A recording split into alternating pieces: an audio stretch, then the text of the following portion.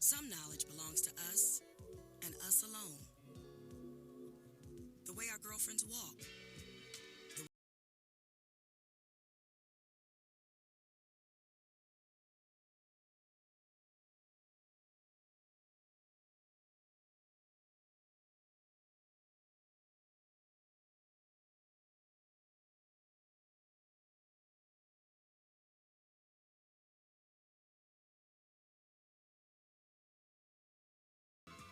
Our bond with our sister girls gives life. But knowing your breasts can save it. Go to knowyourgirls.org for the facts you need on breast health. That's knowyourgirls.org. Brought to you by Susan G. Coleman and the Ad Council.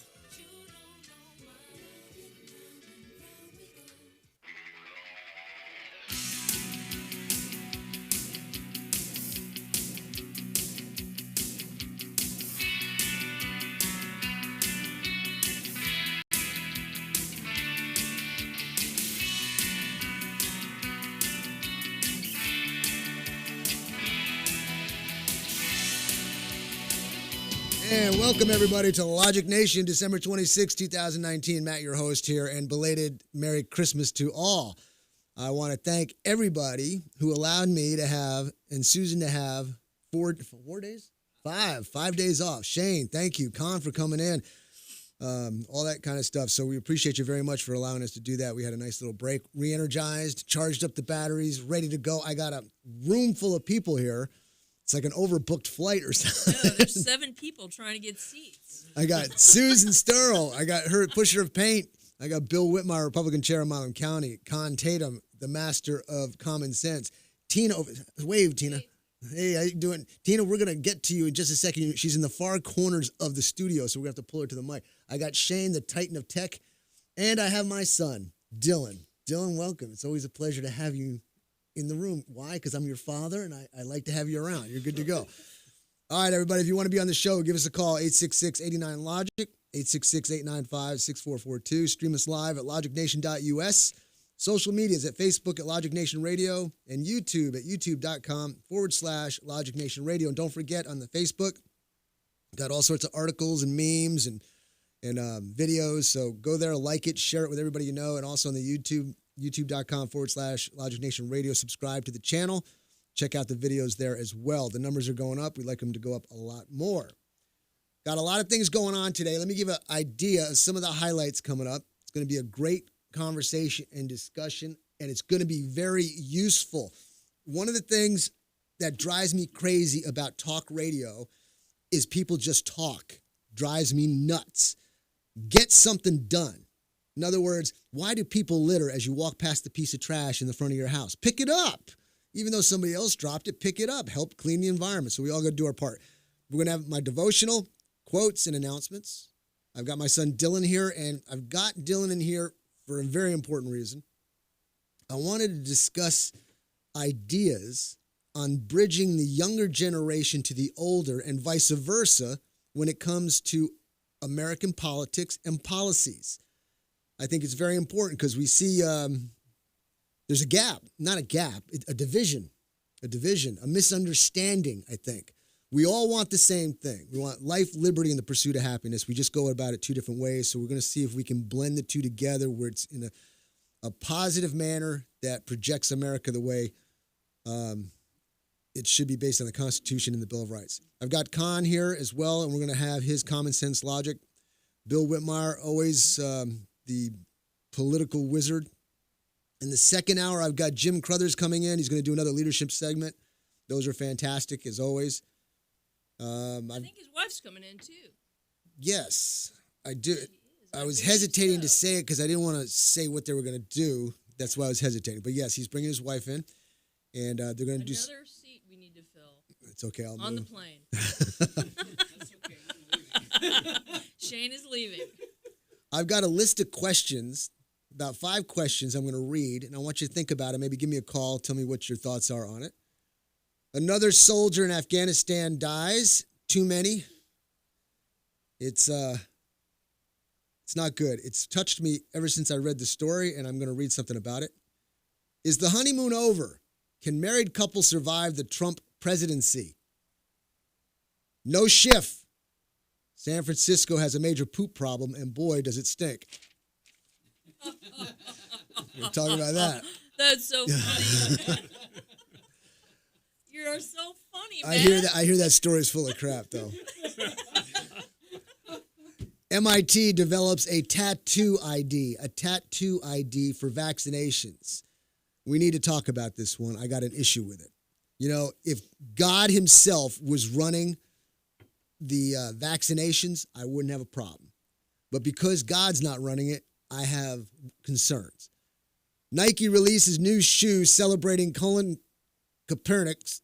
Kaepernick. You know, Colin. You know why it's Colin? Because he's a real. Colin Kaepernick. I say Colin. You are so funny, Matt. They're highlighting his kneeling. But they're highlighting his kneeling episode with a shoe that's got his face on. I'm like, there's a lot of poop conversation going on with it today. My opinion piece, flatten the downward slope. I think you'll enjoy that in your phone call. So let me do this first. Let me, since we're getting close to a first break, I wanted to read 5 questions that I would like you to think on and meditate and call 866-89-LOGIC and tell us your ideas, thoughts, opinions. Question number 1. Since we all have our opinions and suggestions, can we all agree on just one thing that the president needs to be? And when I say the president, whoever's sitting in the office, what's the one thing that we can all agree on that the president needs to be? What's the most important element? That's question number 1. 2, would you rather have a president who unites the people but has a poor economy, or a president who causes contention but is excellent on the economy? You want money in your pocket and the ability to gripe, or do you want to gripe about having no money in your pocket? Yes, Tina. Tina, come up onto the mic. We got. I think the question is very limiting, actually. Well, I'm sure callers will expand on. You got to get to the mic. I think the question's limiting. All right, let me read the question again. Would you rather have a president who unites the people but has a poor economy, or a president who causes contention but is excellent on the economy? Well, I have to agree with Susan because of the fact that it's not the president that's causing the contention, in my opinion. It's the liberals, the elitists, the establishment that are so well-rooted within our own government and throughout the global network of crap that's out there. Okay. Yay! So- Well, I would rather see a president that means what he says and says what he means instead of one that says what he thinks you want to hear. You got a president, though, who's weak on the economy. He's not going to get any hassle by the media. So in reality, he's not causing contentions because he's weak. But when you have somebody who's bucking this...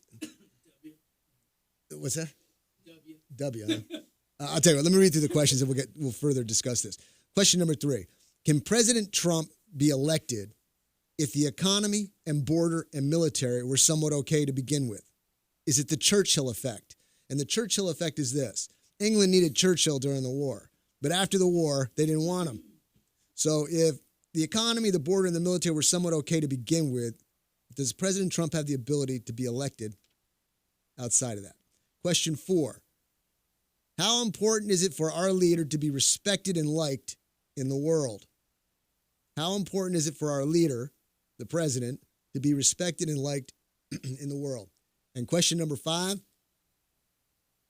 Do you believe the USA has the moral high ground on world affairs? Do you believe the USA has moral high ground on world affairs? Interesting. Question 4, how important is it for our leader to be respected and liked in the world? All right, get to the mic. Okay, so And you got it's 15 like a seconds. good parent, okay? You don't have to be liked. You got to be respected. Yay! go. I agree. All right, everybody, give us a call, 866-89-LOGIC, 866-895-6442. Stream us live at logicnation.us. See you on the other side.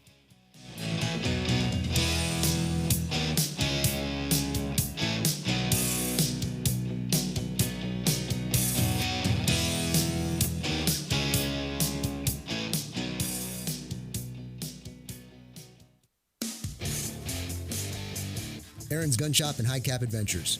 If you've decided to carry a handgun for self-defense, you better know what you're doing. If you don't, you better learn fast. Not only fast, but thoroughly. Aaron's Gun Shop and High Cap Adventures fills the void between a Johnny wannabe and a person who has been properly trained in the proper handling and use of a firearm. Call me, Matt Betros, at 254-697-4721 or email me at aaronsgunshop@gmail.com and set up a class or seminar to get you started on the road to proficiency with a firearm for self-defense. Go to our website, aaronsgunshop.com, and review the High Cap Adventures page. We have seminars to cover most forms of firearms training. Call 254-697-4721 or email me at aaronsgunshop@gmail.com to get more information on how to get started with your training. The time for games is over. Reality starts now. aaronsgunshop.com.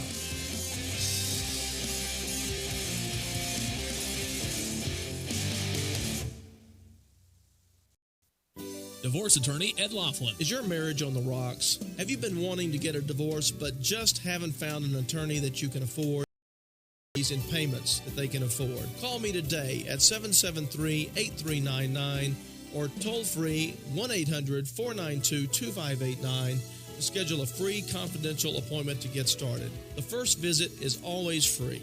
What are you waiting for? Call Ed Laughlin today at 1-800-49. It was very difficult to be gay. Even though all these years have passed, I still had that longing to have my diploma. The hard part was determining that I was going to do it, but I definitely didn't do it alone. At age 30, with the help of her mentor, Carissa finished her high school diploma. I have a mentor, Maria. She convinced me to continue my education And to finish what I started to get my diploma. just never judges. She's a true role model. If you're even considering getting your high school diploma, go get it. You can do it. No one gets a diploma alone. If you're thinking of finishing your high school diploma, you have help. Find free adult education classes near you at finishyourdiploma.org. That's finishyourdiploma.org. Brought to you by the Dollar General Literacy Foundation and the Ad Council.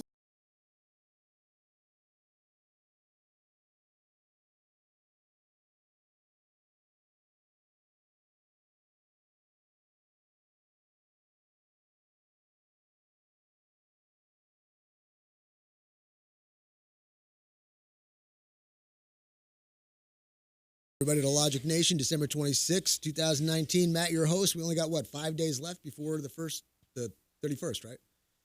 Isn't that right? Something like that. Something like that. 5 days and a wake up. Next Wednesday is New Year's. Woo! Yeah. 2020. Man, those numbers sound good, don't they?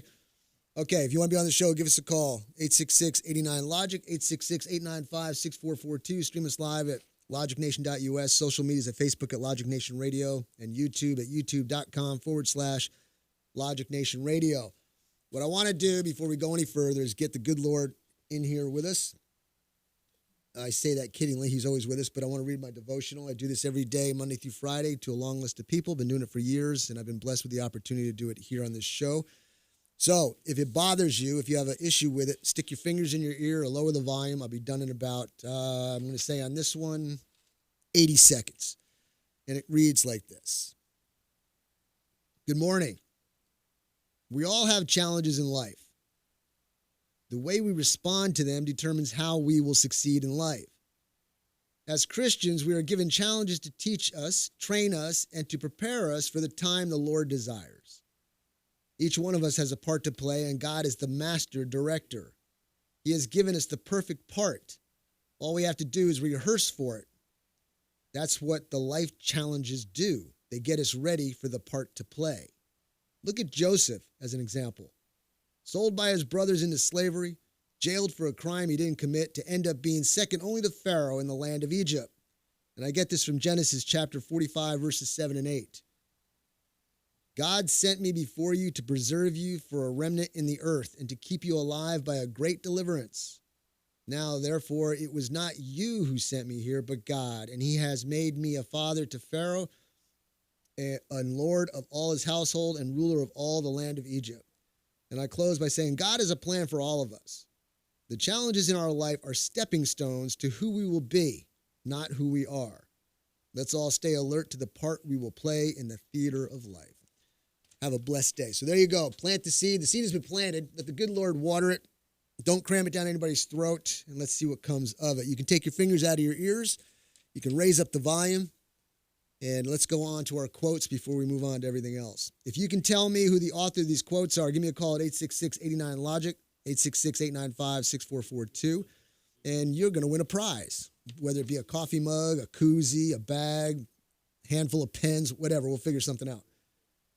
I've got 2, 4, I got 7. One is a giveaway, so I'll wait on that one. But here we go. They're very short. Dylan, would you like to read these? Sure. Yeah, I'm going to have Dylan read these, and read them in good manner, Dylan, and don't read the last one. My son Dylan is going to read to you 6 quotes. If you can tell me who the author of these quotes are, give me a call at 866-89-LOGIC. All right, so quote number 1 is, "You can't, it's impossible." Second, "This is a hobo suit, darling. You can't be seen in this." Third, "I never look back, darling. It distracts from the now." Number 4, "You come in 1 hour, darling. I insist, okay?" Number 5, "It will be bold, dramatic." And number 6, "Simple, elegant, yet bold. You will die." There you go. So we got 6 quotes. If you can tell me who they are, give me a call at 866-89-LOGIC and 866-895-6442, and you win something. Okay. Before we get into the questions, Bill, I think you and I are the only military personnel in the room, I think.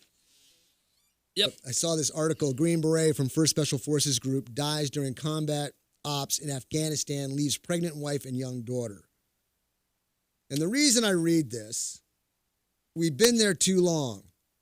Can anybody tell me what the objective is, in concrete terms, why we're there?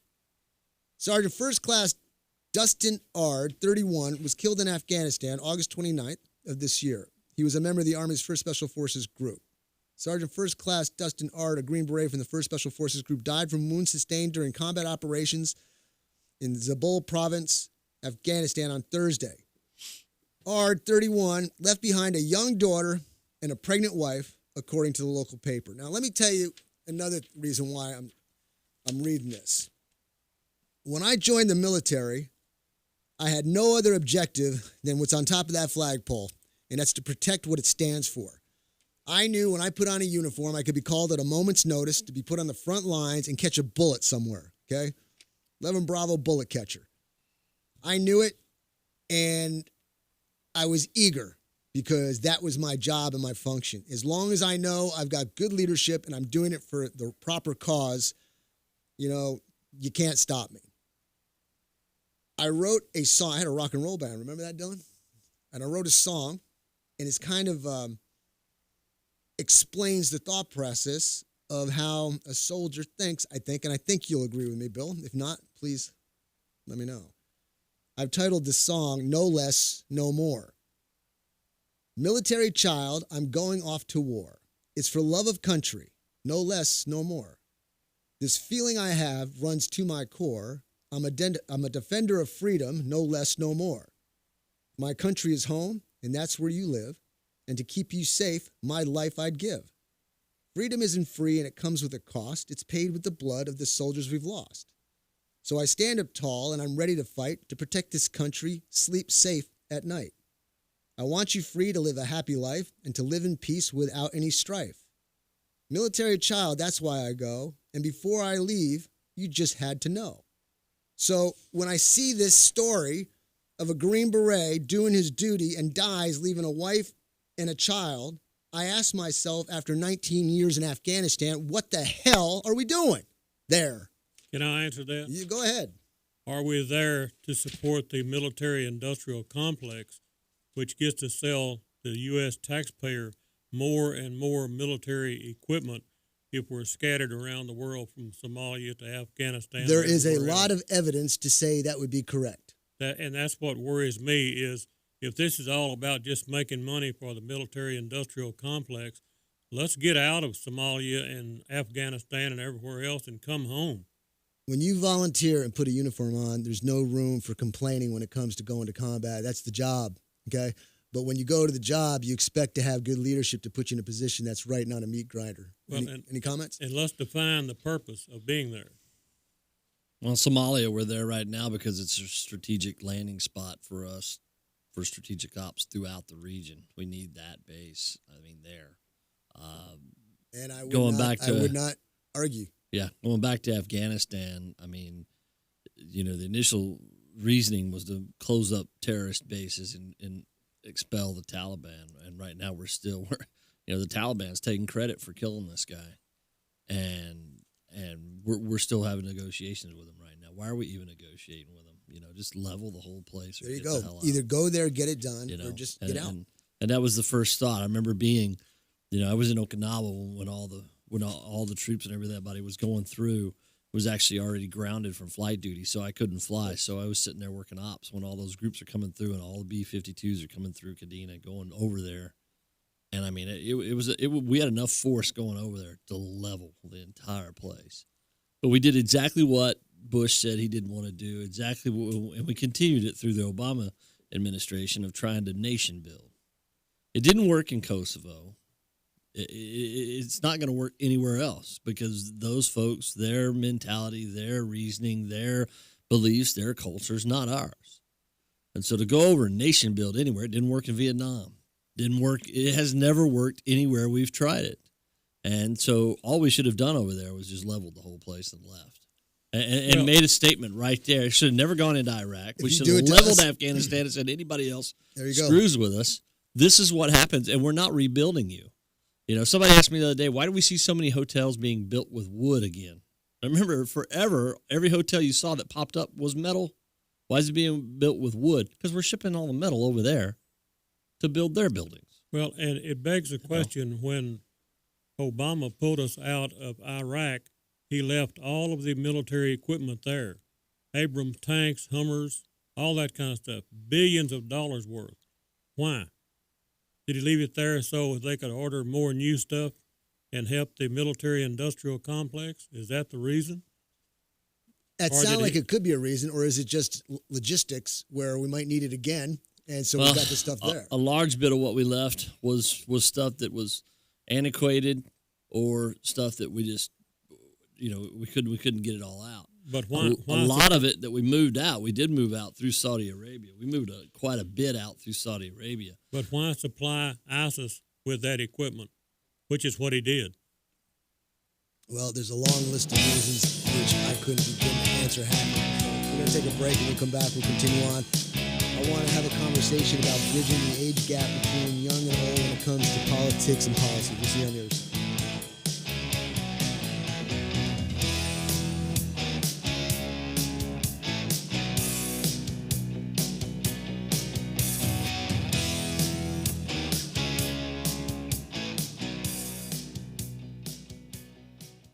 DWI and criminal defense attorney Ed Laughlin. Just because you or a loved one has been pulled over or arrested for DWI does not mean you're guilty of DWI. I'm attorney Ed Laughlin, and to be arrested and charged with DWI, the officer has to only have probable cause that you're intoxicated. It's only the officer's opinion. However, to be convicted of DWI, your guilt must be proven beyond a reasonable doubt, which is a much stricter burden. If you have been arrested for DWI or any other offense and want an attorney who will rigorously defend you, call me at 1-800-492-2589 or log on to my website at edlaughlin.com. Over the past 25 years as an attorney, I've been both a prosecutor and now a defense attorney. You need an experienced attorney who will work hard to get you the justice that you deserve. What are you waiting for? Call Ed now at 1-800-492-2589 to schedule a free confidential appointment or visit Ed's website at edlaughlin.com. First visit is always free. You're going to feel a whole lot better. See Ed's ad and names and numbers.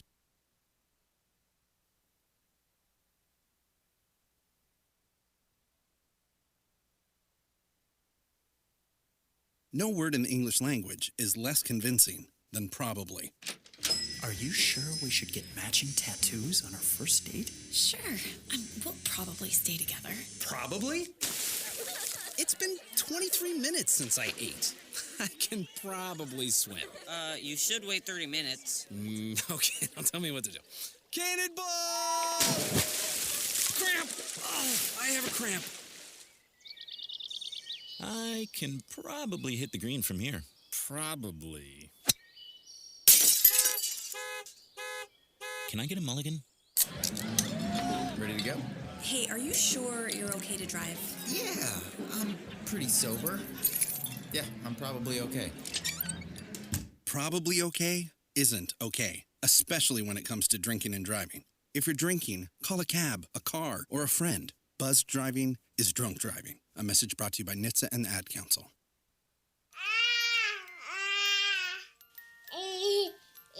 To some people, the sound of a baby babbling doesn't mean much.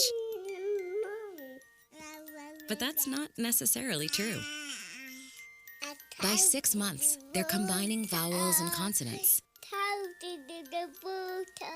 By 9 months, they're trying out different kinds of sounds.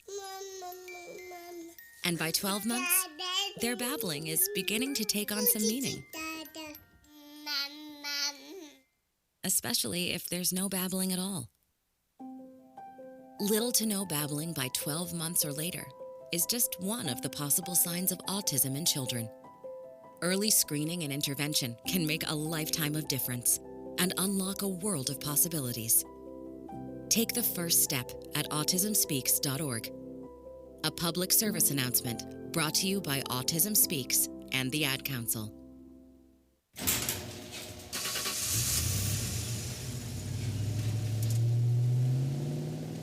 I spend a lot of time in the garage, but even more time in the rain, sleet, and mud.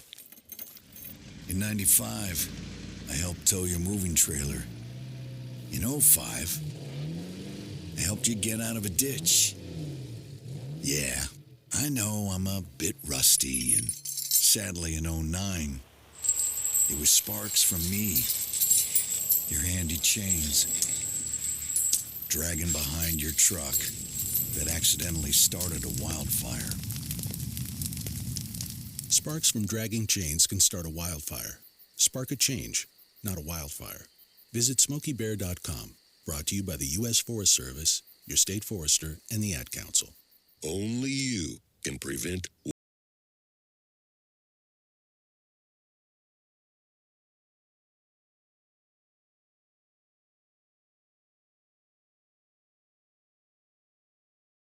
And welcome back, everybody, to Logic Nation. Matt, your host here. It's December 26, 2019. I got Susan Sturrow with me, Con Tatum, Bill Whitmire, Republican Chair of Milan, my son Dylan.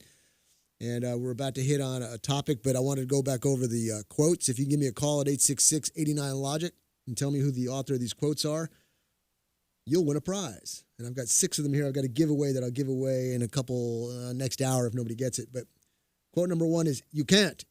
It's impossible. This is a hobo suit, darling. You can't be seen in this. I never look back, darling. It distracts from the now. You come in 1 hour, darling. I insist, okay? It will be bold, dramatic, and simple, elegant, yet bold. You will die." It will be bold, dramatic, There you and, go. and it's simple. This is not a real person, I'm gonna by keep the these way. Okay. You come They- in. they don't need any more you help. come No, in I 1 hour, thought I darling. thought it wasn't a real I person when insist, I heard okay? it, but I was like, I don't want to sound stupid. I know who it is, but I don't need to be giving it away, okay? All right. I love her though. She's so cool. Well, we just found out that it's a woman now. Thank you, Susan. All right. We were talking, bridging the gap between old and young and old. There's an age difference between, obviously, what I'm trying to get at is this. You've got people old like me. I'll use me and my son as an example. I'm 56. My son, how old are you? 22? How the hell did you get that old so quick? Okay. And I think of things a certain way because I'm set in my ways. I've been through around the block a few times and I got my ways set and I've backed up my facts, so I'm kind of confident in it. And Dylan has done his own thing as well, and he's got his ideas and thought processes. And we disagree on some things sometimes. And so we try to get a conversation going, and it gets a little heated because we believe what we believe, but we've got to, I think by the end of it, we either leave the table or we get some type of closeness on a potential understanding of each other. And so I wanted to hear maybe some of your thoughts or what you think. You come from a liberal school, you graduated, you did excellent, And you're doing great now. You got a job. I won't get into that, but I wanted you to give me an idea of what you hear a lot of students say that, oh, they don't understand us, or they're not hearing us, or what the potential grind is between the ages. And then maybe here, since we got some old guys in here, and me too, I guess, we can discuss this. So here, help me with the mic and tell me what you think, Dylan. Well, one of the biggest problems that a lot of younger people feel like is present within intergenerational arguments, the biggest one is dismissal, in the sense that because the older generation is older, that they've had more life experience per se, that they're not open to listening to new ideas. And that anything that the younger generation has to say is dismissed by, oh, you're young, I've lived this, shut up and let us do our thing. You don't know anything, sort of. That sounds like my conversation with you. Y'all should have seen our Christmas dinner. All right, so guys, you're hearing this. I want older people's input. I want your calls, 866-89-LOGIC. Here's your time now. You got an opportunity to present your case. And we've got somebody who's very familiar with the way people are thinking because he's come from a school that's like that. Doesn't mean he's that way, but he understands it. So give us a call, 866-89-LOGIC. I'd like to hear your thoughts and opinions, and maybe we can work out some methods or ideas on how we can work together. What's your beef, Con, when it comes to the younger? This is my favorite thing to talk about, is the difference between young and old. In the biblical days, how did young people learn? They learned at the feet of the old people. That's how they did it in biblical days. I know that was 2,000 years ago, and this is modern times, but some of that principle still exists because the old people have experienced a lot in life that the young people have not experienced yet. And I am very big on experience producing knowledge. I believe common sense is a product of experience. So let me ask you this, Con. So we have very few young people in government per se. Right. Right? But we have a much higher population of the older generation. Yeah. So we look at the state that the government is in now, and you have younger people have no real representation there. And so they see all these older people that are supposedly not doing a good job, as many of us would agree.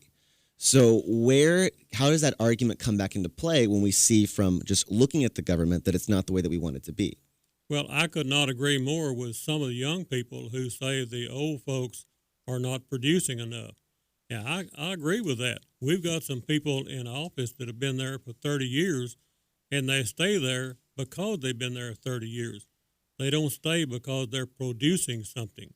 We've got representatives and senators that they have a lifetime appointment, and that shouldn't be that way. When they stop producing, they need to go home and rest a while and let producers take over. And I think that is a fault that I agree with young people. But there's a time and a place for different things. You don't need to replace someone just because he's older. There needs to be a reason to replace him. So going back to disagreements between the older and younger generation, we can talk more about this when we get back. Let's say, for example, you come across a disagreement with the younger generation, and you have to get to some sort of agreement or compromise to get things done.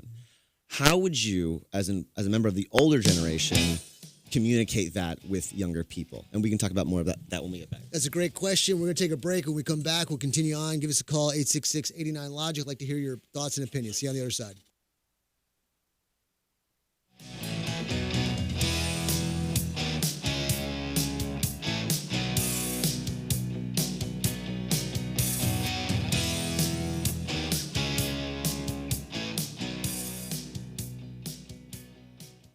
Quick Wrench Automotive, your one-stop auto shop, family-owned and operated at 1402 North 3rd Street in Temple.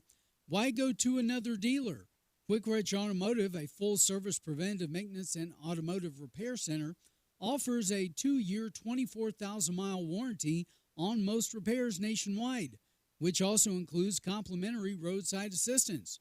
Quick Wrench also offers the best price for oil changes around at $17.95 plus tax, which includes 5 quarts of oil, new oil filter, washer fluid, and complimentary 23-point inspection.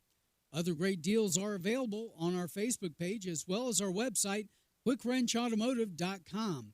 Give us a call Monday through Friday at 254-935-2145 to speak with an ASE certified technician. Quick Wrench Automotive, your one-stop shop for all your automotive needs. Here at the Logic Nation, we often encourage you to be logical. Now, I've got two more great words to live by. Get supplied. With Studio L as a center point, Smith Supply will provide you with everything to clean anything and deliver it on time within 150 miles. That means we can deliver cleaning supplies to any facility, any business, including hotels and motels, even industries and factories, anywhere in the Killeen, Temple, Fort Hood Metro, Waco, and Austin. No matter where you are, we can ship to your order. We also provide janitorial services and building maintenance in some areas, and our Temple showroom and our online catalog are open to the public. We're here to save you money and get your supplies to you on time, every time. So, get supplied. Since 1961, we're Smith Supply, 254-773-3592, and online at smithsupply.com. Art Coons, the owner of ANC Firearms in Heidenhammer, Texas, is an avid gun enthusiast and enjoys helping all of his customers to find the gun that's perfect for them.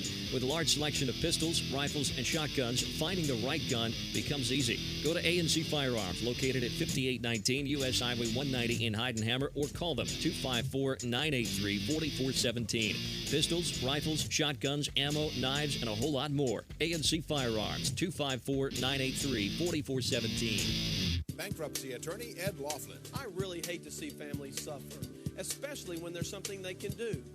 If you have too many bills to pay, the truth is that filing bankruptcy may be the best thing you ever do. I'm not just saying it, let me prove it to you. That's why I offer a free initial consultation. Call me, because you shouldn't just have to sit there and worry. Call 1-800-492-2589. The phone call is free and so is the appointment. You're going to feel a whole lot better.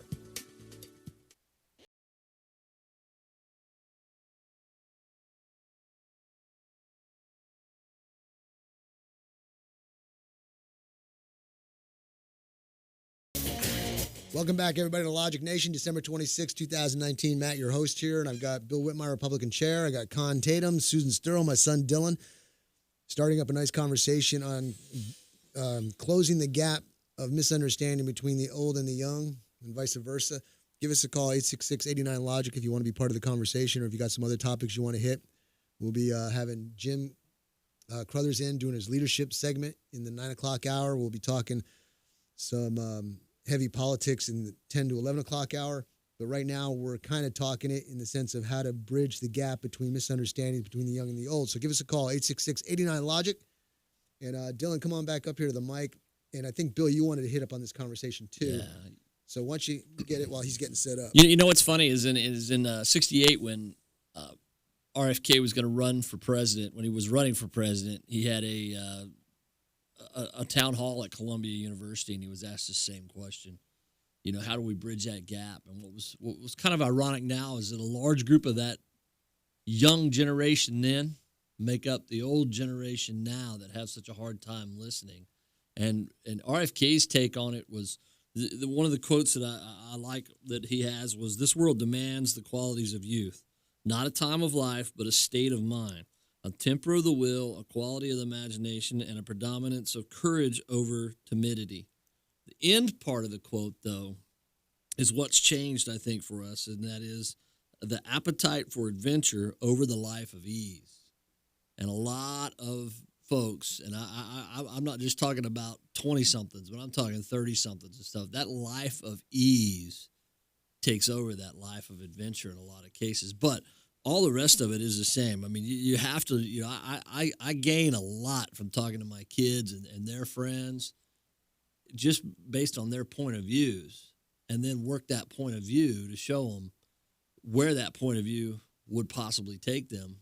And some of those kids, and I call them kids, and I mean, I'm only 50, but I call them kids, but a lot of them, they have a good head on their shoulders. And once you kind of show them where that will take them, you know, and you get kids that come out of high school, they want to go to college, we were talking about here off the air. They want to go to college, but they don't have any direction in college. And some of them will listen to you and say, hey, man, take a year or two. Join the military for a couple of years. Get it paid for. Figure out what you want to do. And some of them listen to you, some of them don't. And they go to college for a semester and fail out big time. Hey, I went for a year, and I was the world's worst. If you want a book, I wrote a book, How to Avoid Success Without Really Trying. That was about my first year in college because I failed out immensely. Then I joined the Navy, and while I was in the Navy, I learned how to go to college. When I got out, straight A's. Same here, man. I was a screwball before I went in the military. But I was bound and determined. I'm going to college, and I should. And everybody was like, "You have no direction." But you made a very important point that I want to follow up on me because we had this discussion, Dylan. It was basically I drew it on a piece of paper where there's a problem, and then at the top of the page, problems at the bottom of the page, the solutions at the top of the page, and in my opinion, the younger have a tendency to look at the solution as a straight line. Yeah. And I say you can't do that because through experience, I've seen that on the sidelines, and I draw these arcs going to the solution, there's all these different things that can happen. So instead of the line being straight, because of these things on the outside, it needs to zigzag. And I think that's what they lack in the experience aspect of it. Although they may have a great idea, but they can also sometimes they can also give you that direction to start. Yes. You've been starting in one direction, and they give you a different direction to start at, and you think, that makes a lot of sense. We go there. You know, you get so focused and so in the box, and sometimes when you do listen to youth, you realize there's another direction to go that takes you out of that box to get to where you want to go. Excellent thought. It's true. Young have come up with creative ideas, and we can apply the creative ideas with a little bit of experience and smooth out the rough edges. I got Raymond on the line. Let me put Raymond on and see what he's got to say because I know it's going to be good. Raymond, give me a second while I do this stuff here. You're on the air, buddy. What's on your mind? Yes, sir. I was just wanting to make a brief comment concerning the society that we live in today at this time and period. You know that they have a lot of different organizations, and the one that I don't agree with is this LGBTQ organization, and you know that they're getting so powerful and so have so much influence on a lot of, like we're talking about, young and old. You know that they even have their own flag representing them, and you know that flag that they got representing them has so much power that one person that disagreed with their flag, burnt their flag, they put him incarcerated for 8 years in prison. Imagine that. That's pretty scary, sir. You have yourself a good day. All right, Raymond, thanks. I remember reading that report, and I agree. Look, if you're one of those people who are in that group, I got nothing against you. Do what you want to do. It's just when you start trying to cram the mindset onto the public, I don't approve of it. Do your thing. Leave me alone. I'll leave you alone. And then getting the flag, you're burning a flag. That was we talked about that was in Iowa. Trespassing, man. Yeah, he is trespassing and he stole private property and various other things. But it's still not worth 8 years in jail. They did No. that because they attached a hate crime to it. But I got your point. I got your point, Raymond. But like I said, if you've got a different persuasion, look, I got a plank in my eye. I'm not going to be pulling the speck out of yours. Just don't spread the speckles over on my area because I'm not interested, okay? Yeah, I talked to somebody about that. That was a 4 to 10 year charge for basic burglary and trespassing, and then it got the hate crime gave it double. So he was still basically within that 4 to 10 year. Yeah, he would have been 4 to 10 years for the burglary and all that, trespass and all that, but they gave him 4 years for that, and then it got doubled because it was a hate crime. Yeah. Oh, the question is, do we need hate crime legislation, or should that be repealed? Because you can apply hate crime to me saying good morning or a bad morning or whatever. Well, no, I think it's valid in certain situations, but burning a flag, give me a break. Yeah, I agree. I think there's a certain amount of validity to it. There was one story I read where this guy who was known to be gay, and guys who were heterosexual came up to him, took him to the side of the road, beat him to death, and killed him right there and left him on a fence post. That's hate. Yeah. Well, an example of how ridiculous this can go is the man that killed 22 people at the Walmart in El Paso was first charged with a hate crime. Why? He just even know all these years to have my diploma. The hard part was determining that I was going to do it, but I definitely didn't do it alone. At age 30, with the help of her mentor, Carissa finished her high school diploma. I have a mentor, Maria. She convinced me to continue my education and to finish what I started to get my diploma. Just never judges. She's a true role model. If you're even considering getting your high school diploma, go get it. You can do it. No one gets a diploma alone. If you're thinking of finishing your high school diploma, you have help. Find free adult education classes near you at finishyourdiploma.org. That's finishyourdiploma.org. Brought to you by the Dollar General Literacy Foundation and the Ad Council. Hey, y'all, Jeff Foxworthy here. Now, if you've ever found yourself repeating the same thing over and over for 75 years, you might be Smokey Bear. Only you can prevent wildfires. That's why I'm filling in for Smokey to switch things up, because there's a lot more to say. And I should know because my grandfather was a firefighter. And one of the things he taught me is that the people that love the outdoors the most are often the ones accidentally starting wildfires, which means always BYOB. No, bring your own bucket to the campfire. And be extra careful with things like burning yard trimmings. Don't just walk away, or chances are you might be starting a wildfire. So for the love of the outdoors, go to SmokeyBear.com to learn more about wildfire prevention. Brought to you by the U.S. Forest Service, your state forester.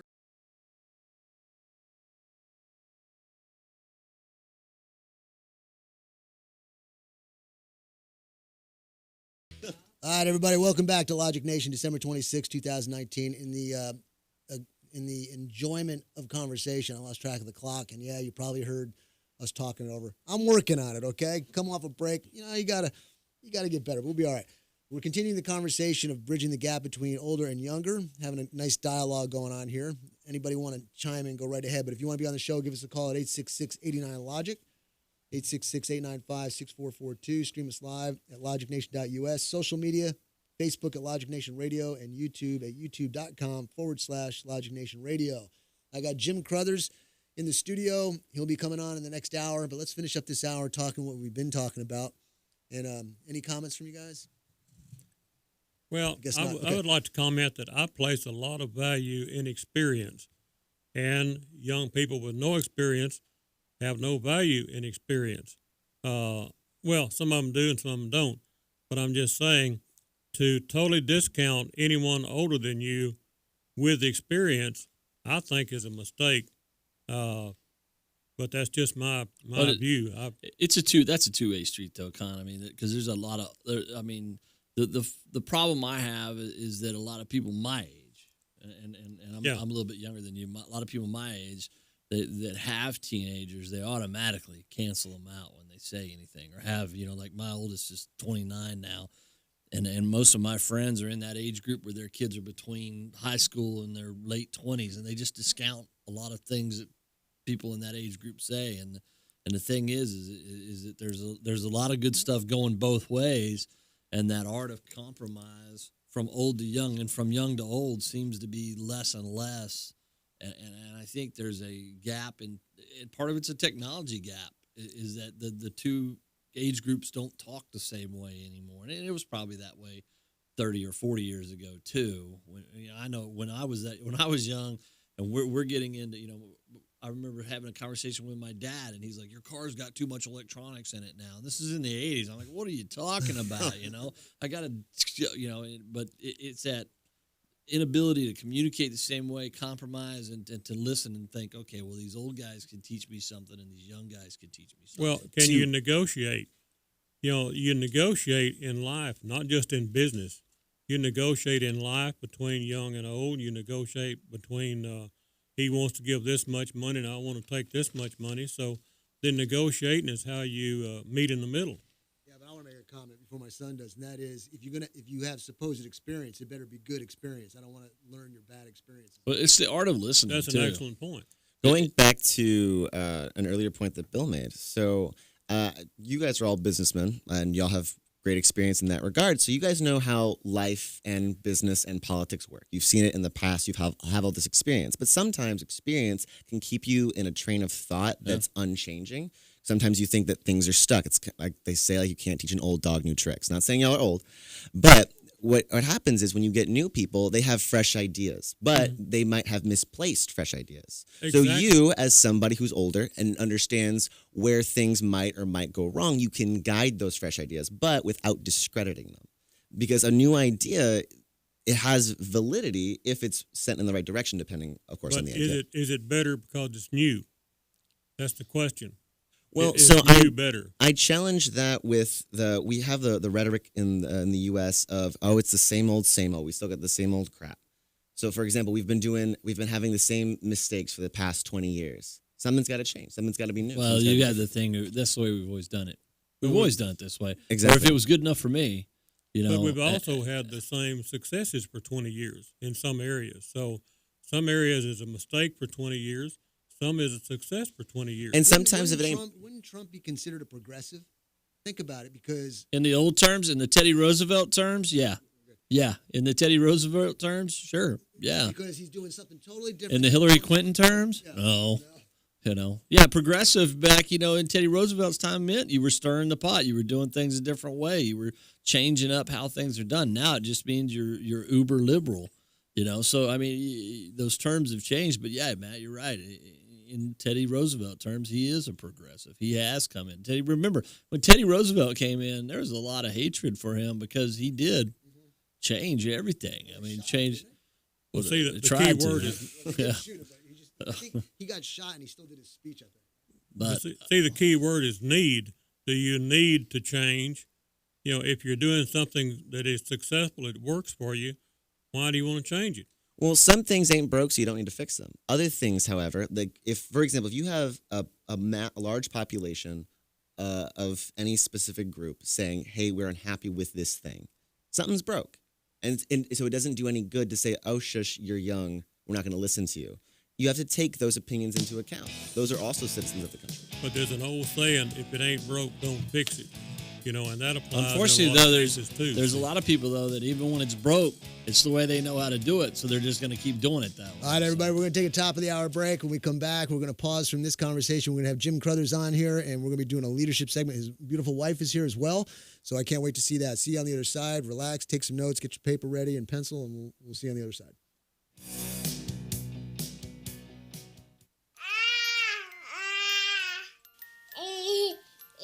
To some people, the sound of a baby babbling doesn't mean much. But that's not necessarily true. By 6 months, they're combining vowels and consonants. By 9 months, they're trying out different kinds of sounds. And by 12 months, their babbling is beginning to take on some meaning. Especially if there's no babbling at all. Little to no babbling by 12 months or later is just one of the possible signs of autism in children. Early screening and intervention can make a lifetime of difference and unlock a world of possibilities. Take the first step at autismspeaks.org. A public service announcement brought to you by Autism Speaks and the Ad Council. Sweet strawberry icing.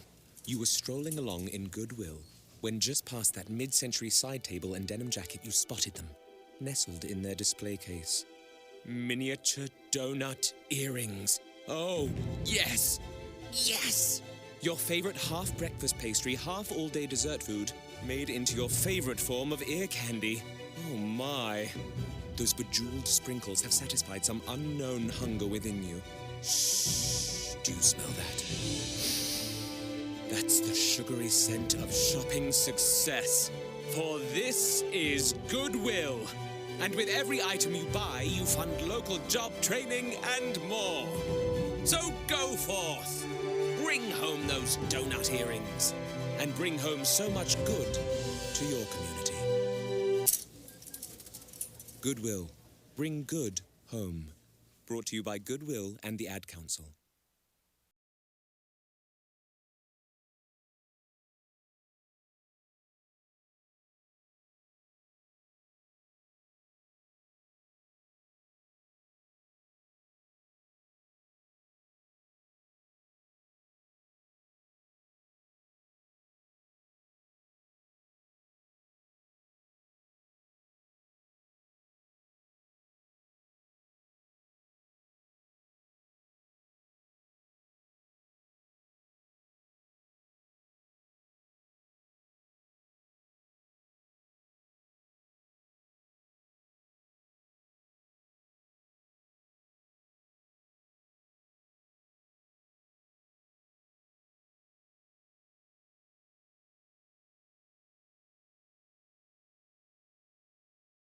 all day and all night on ClassicRockRadioHD.com.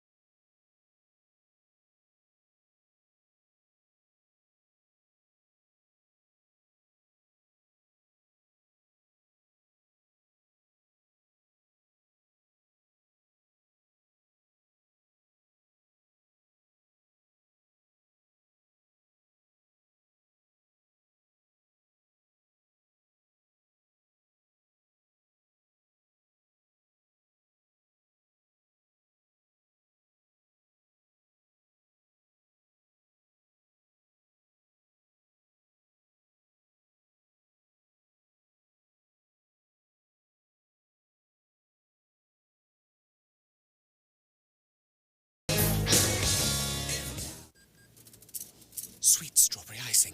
You were strolling along in goodwill when just past that mid-century side table and denim jacket you spotted them, nestled in their display case. Miniature donut earrings. Oh, yes! Yes! Your favorite half-breakfast pastry, half-all-day dessert food, made into your favorite form of ear candy. Oh, my. Those bejeweled sprinkles have satisfied some unknown hunger within you. Shh, do you smell that? That's the sugary scent of shopping success. For this is Goodwill. And with every item you buy, you fund local job training and more. So go forth. Bring home those donut earrings. And bring home so much good to your community. Goodwill. Bring good home. Brought to you by Goodwill and the Ad Council.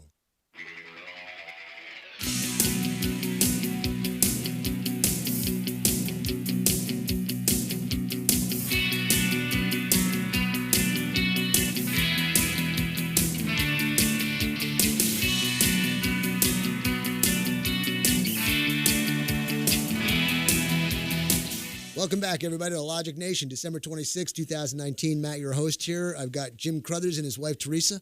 How are you today? I'm good. We're doing great, Matt. Okay, good. I got Susan Sterl. I got Bill Whitmire, Republican chair. I got my son, Dylan. We're having a great discussion. But right now, we're going to go to what's very important for each and every one of us, and that's leadership capabilities, goal setting, the whole work. So, Jim, tell us who you are, what you're doing. Yeah. Reiterate to everybody how, what kind of business that you've got, in leadership and all that. Thanks, Matt. Jim Crothers, Jim and Teresa. We've lived in Texas for 24, 25 years, and moved down here from the north. Don't write me off. And so been a consultant for now several years. Have my own business called Crothers Consulting, where we provide coaching and consulting businesses for small and medium-sized businesses. And every day I love what I do, right? I love getting up. I love doing this kind of stuff and just really adding value to individuals and companies alike. And so this morning we're going to be talking about, getting to that 2020 off to the right start. And you know me by now, Matt, the whole conversation about setting goals is something that's so important. In fact, if you wait to 2020 to get started with setting goals, you probably wait a little bit too late. Yeah, but what you're doing, you're not just telling people to set a goal. You're teaching them how to develop themselves to be able to understand why it's important and also how to do it. Yes, so you got to understand yourself, and that's what's great about your other segments that you've done is you're building the person up to have confidence in themselves and believe in themselves and goal for themselves, so that they can project further. Yes. Once they get themselves. It's right, to be a better version of themselves, Yes, right? That's right. our goal, is those we hang around, we want to become a better version of ourselves. So we're going to be talking about this process where I call a roadmap. And if the listeners would just get a piece of paper and just write down the word roadmap, and it's an acronym that I'm going to use this morning. We're going to use this morning in discussing that. But I love this statement here. I want to read it to your listeners. It is this: your dream determines your goals. Your goal map, your goals map out your actions. Your actions create results, and the results bring you success, right? Sometimes here's the truth. We all want success, don't we? Many of us want success, and we're willing to take the shortcut. But there's no shortcut, is there? There's only the process that we have to go through.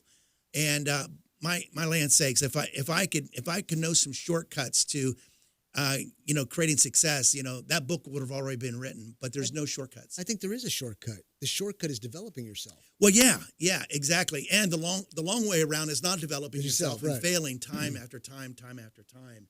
And so, that's so true. So that's what both Teresa and I do. And we help develop people. We help develop organizations and teams and simply we just love showing up and helping people add value. And if you want to participate or ask a question, give us a call, 866-89-LOGIC, 866-895-6442. Go ahead, Jim.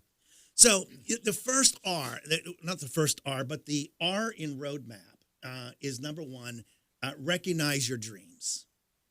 I think that's so important to have a roadmap for your future, to have a roadmap for your life, is recognize your dreams. And I think in the heart of all of us, there's a dream to be conquered. There's something that we really want to do. And, it's a dream that perhaps has been placed in your heart by any number of reasons. But first of all, we have to recognize those dreams. And many of us oftentimes, I think, sell ourselves short, and we don't really recognize the dreams that we have in our hearts and the dreams that we have in our life. Maybe someone said you could never do it.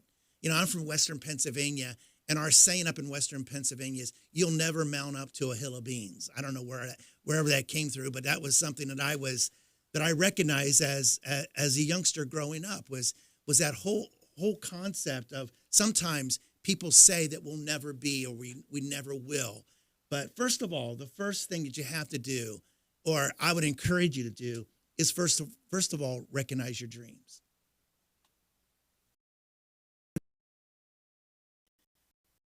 Just the first step is to dream, and I would encourage the listeners not to dream small, but to dream big. Right? I made this comment last week, Dylan, about dreaming and how it's important, and how I knocked you down.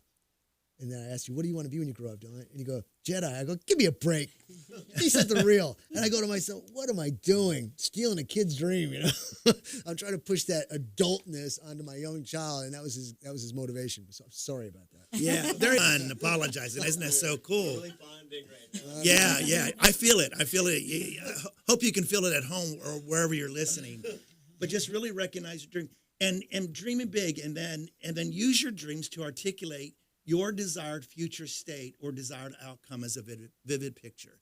It's just giving people the permission to dream, and I think that's the way to do it.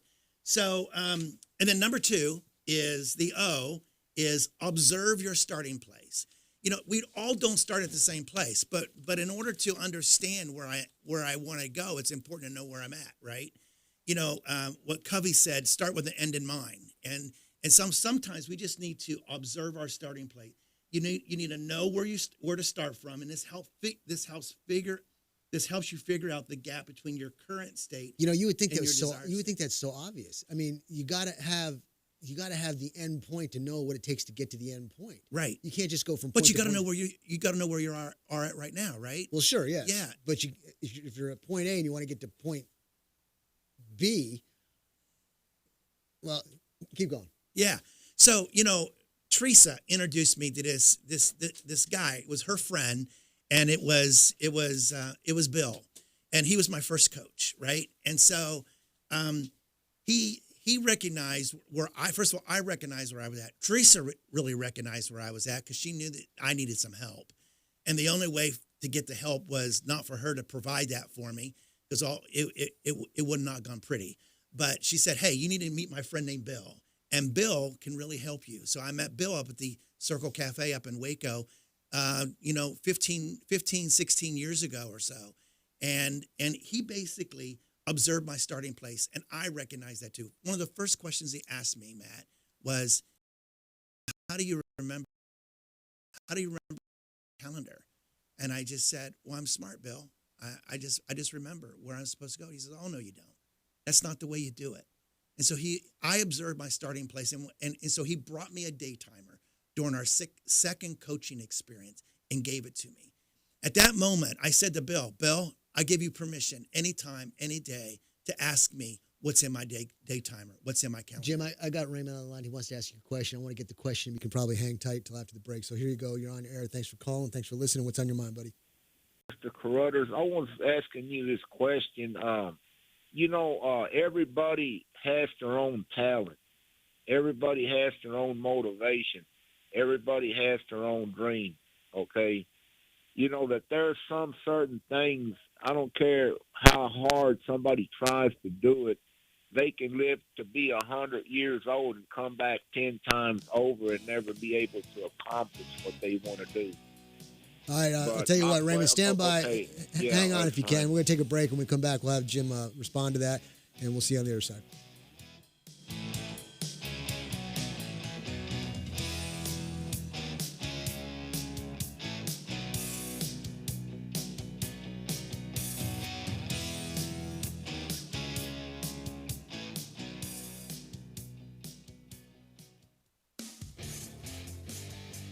Aaron's Gun Shop and High Cap Adventures.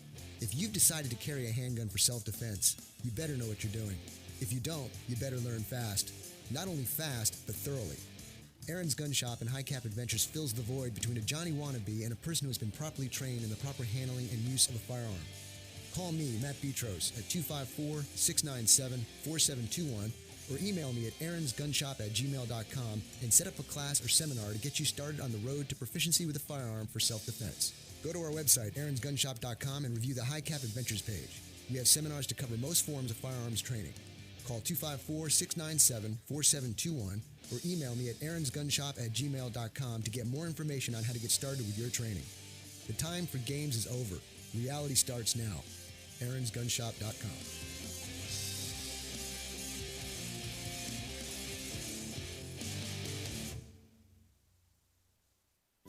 Divorce attorney Ed Laughlin. Is your marriage on the rocks? Have you been wanting to get a divorce but just haven't found an attorney that you can afford?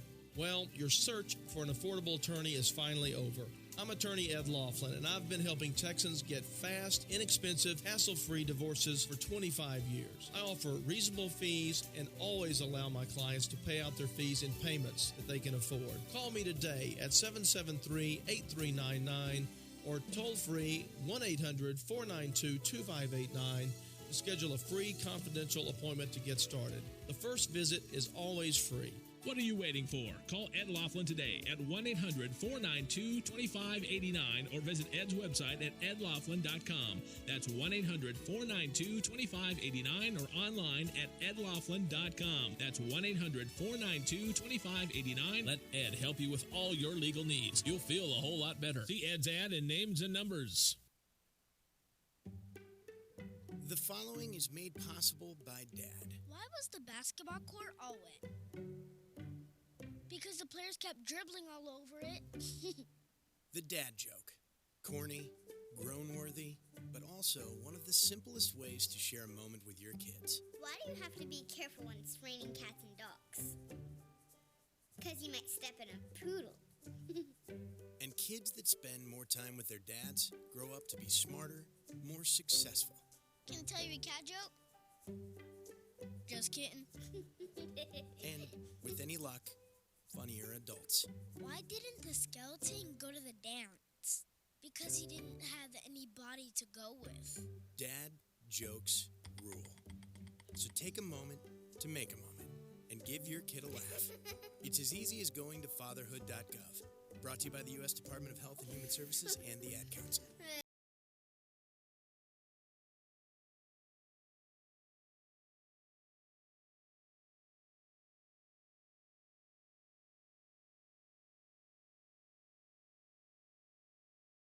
All right, kudos, Shane. Great music. All right. We're back. Logic Nation, December 26, 2019. Matt, your host here. I'm with Jim and Teresa Crothers. We're talking leadership. We're talking roadmaps to success, acronym. And he's broken it down. The R is recognize your dreams, and O is observe your starting place. I had Raymond on the line, and he's still on the line, I hope. Raymond, I hope you're still there. And, yes, sir. Okay, stand by. Jim is meditating upon your question.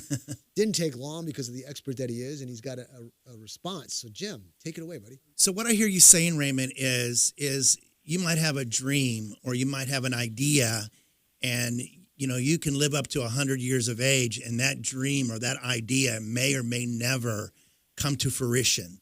Is that what I hear you saying? And so is that what I hear you saying, Raymond?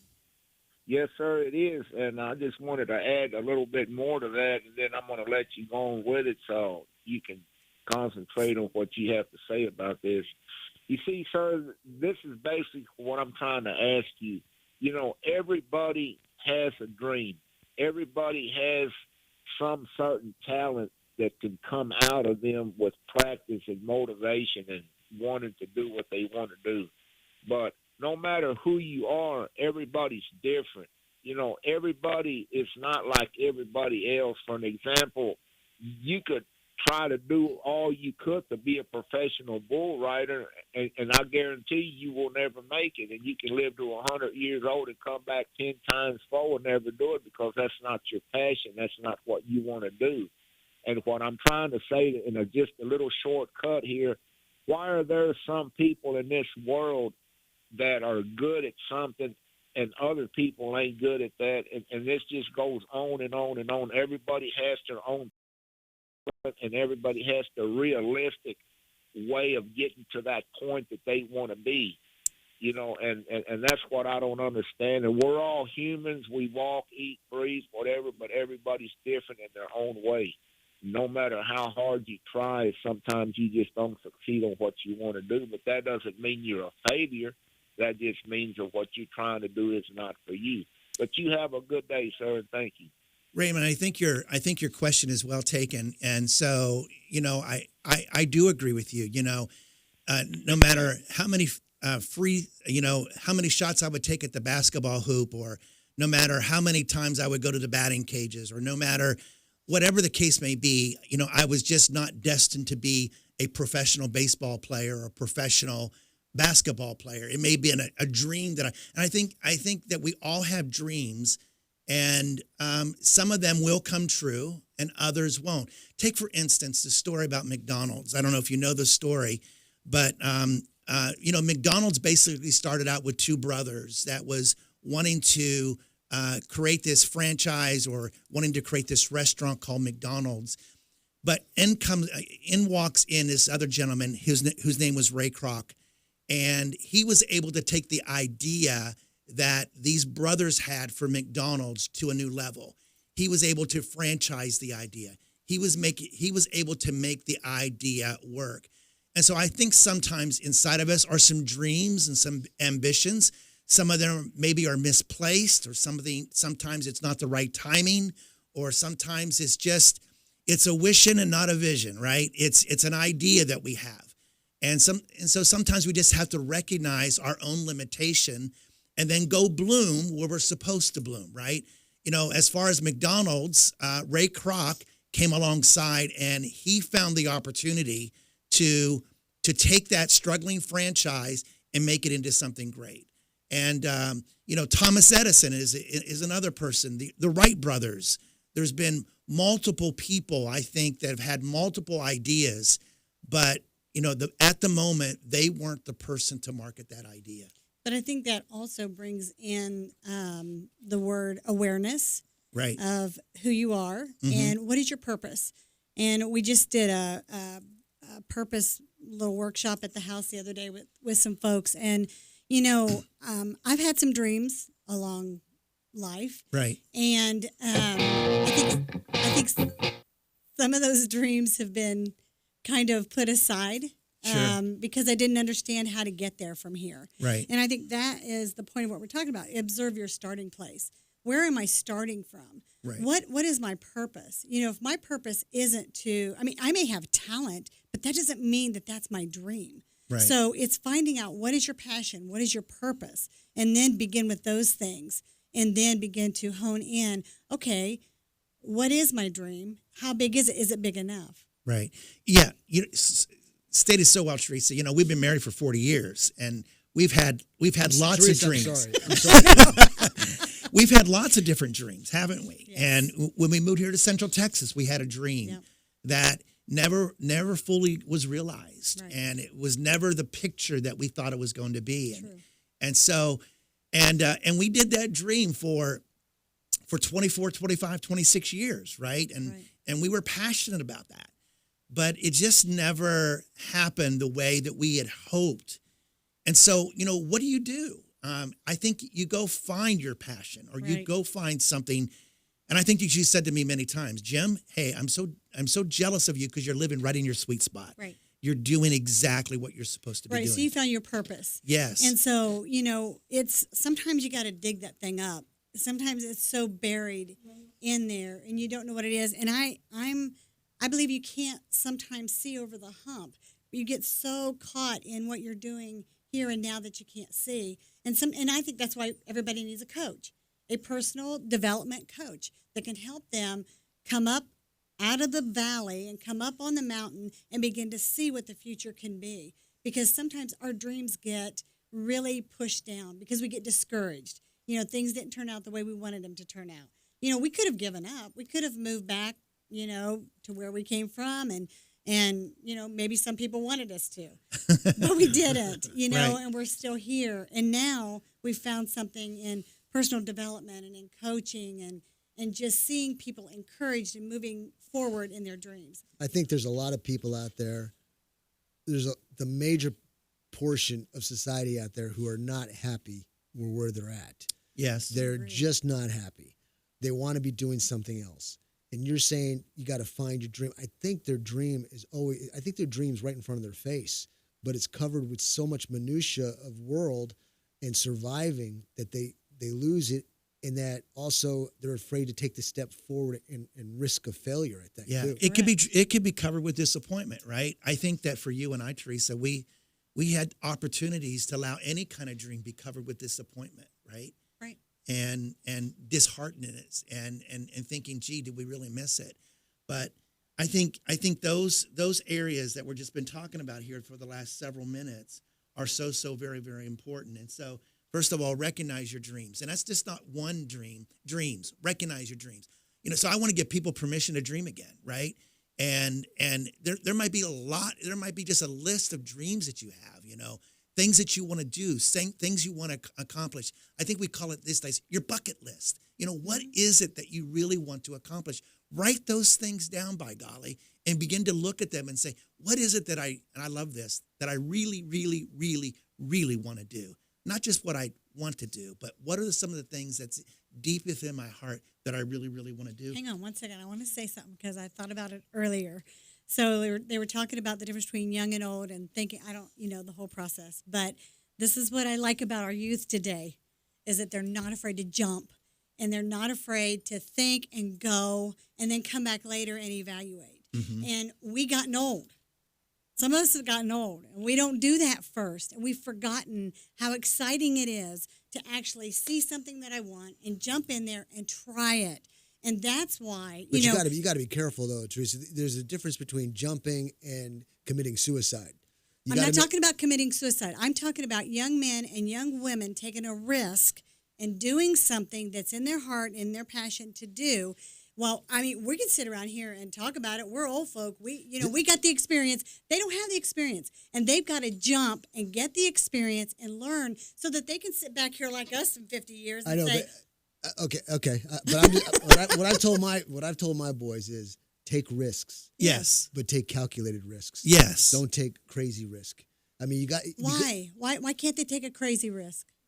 Because what's wrong with the crazy risk? You have to weigh it on the scale. You have to say, if I do this and it goes wrong, it's cataclysmic. I can take damage. I can take injury. I can take mistake. I can take failure, but I can't come back from cataclysmic. Well, are you saying if the whole world is falling off the cliff, you don't need to go off the cliff with them? That sort of thing. You need to think always. No, don't misunderstand me. I totally agree with what you're saying.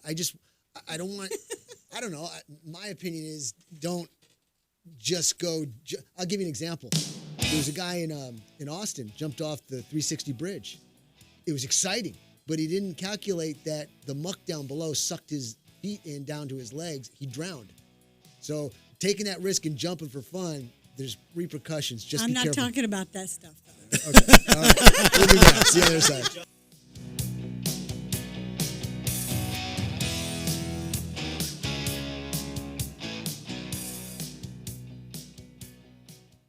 DWI and criminal defense attorney Ed Laughlin. Just because you or a loved one has been pulled over or arrested for DWI does not mean you're guilty of DWI. I'm attorney Ed Laughlin, and to be arrested and charged with DWI, the officer has to only have probable cause that you're intoxicated. It's only the officer's opinion. However, to be convicted of DWI, your guilt must be proven beyond a reasonable doubt, which is a much stricter burden. If you have been arrested for DWI or any other offense and want an attorney who will rigorously defend you, call me at 1-800-492-2589 or log on to my website at edlaughlin.com. Over the past 25 years as an attorney, I've been both a prosecutor and now a defense attorney. You need an experienced attorney who will work hard to get you the justice that you deserve. What are you waiting for? Call Ed now at 1-800-492-2589 to schedule a free confidential appointment or visit Ed's website at edlaughlin.com. First visit is always free. You're going to feel a whole lot better. See Ed's ad in Names and Numbers.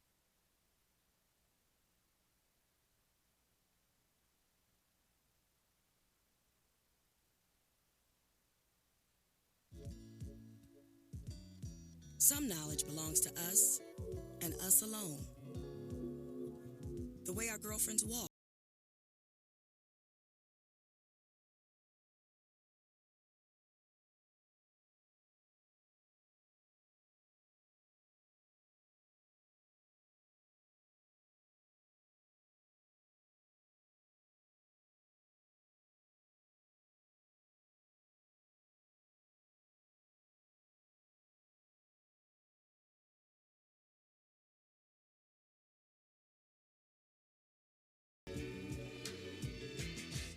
But knowing your breasts can save it.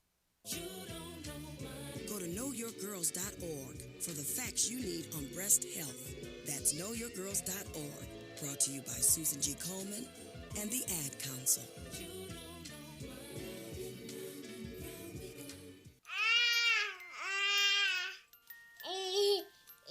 To some people, the sound of a baby babbling doesn't mean much. But that's not necessarily true. By 6 months, they're combining vowels and consonants. By 9 months, they're trying out different kinds of sounds. And by 12 months, their babbling is beginning to take on some meaning. Especially if there's no babbling at all. Little to no babbling by 12 months or later is just one of the possible signs of autism in children. Early screening and intervention can make a lifetime of difference and unlock a world of possibilities. Take the first step at autismspeaks.org. A public service announcement brought to you by Autism Speaks and the Ad Council.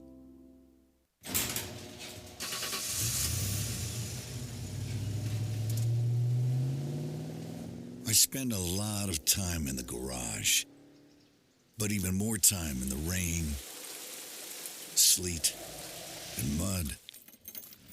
In 95, I helped tow your moving trailer.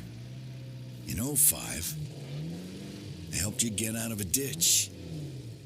Yeah, I know I'm a bit rusty, and sadly in 09, it was sparks from me, your handy chains, dragging behind your truck that accidentally started a wildfire. Sparks from dragging chains can start a wildfire. Spark a change, not a wildfire. Visit SmokeyBear.com. Brought to you by the U.S. Forest Service, your state forester, and the Ad Council. Only you can prevent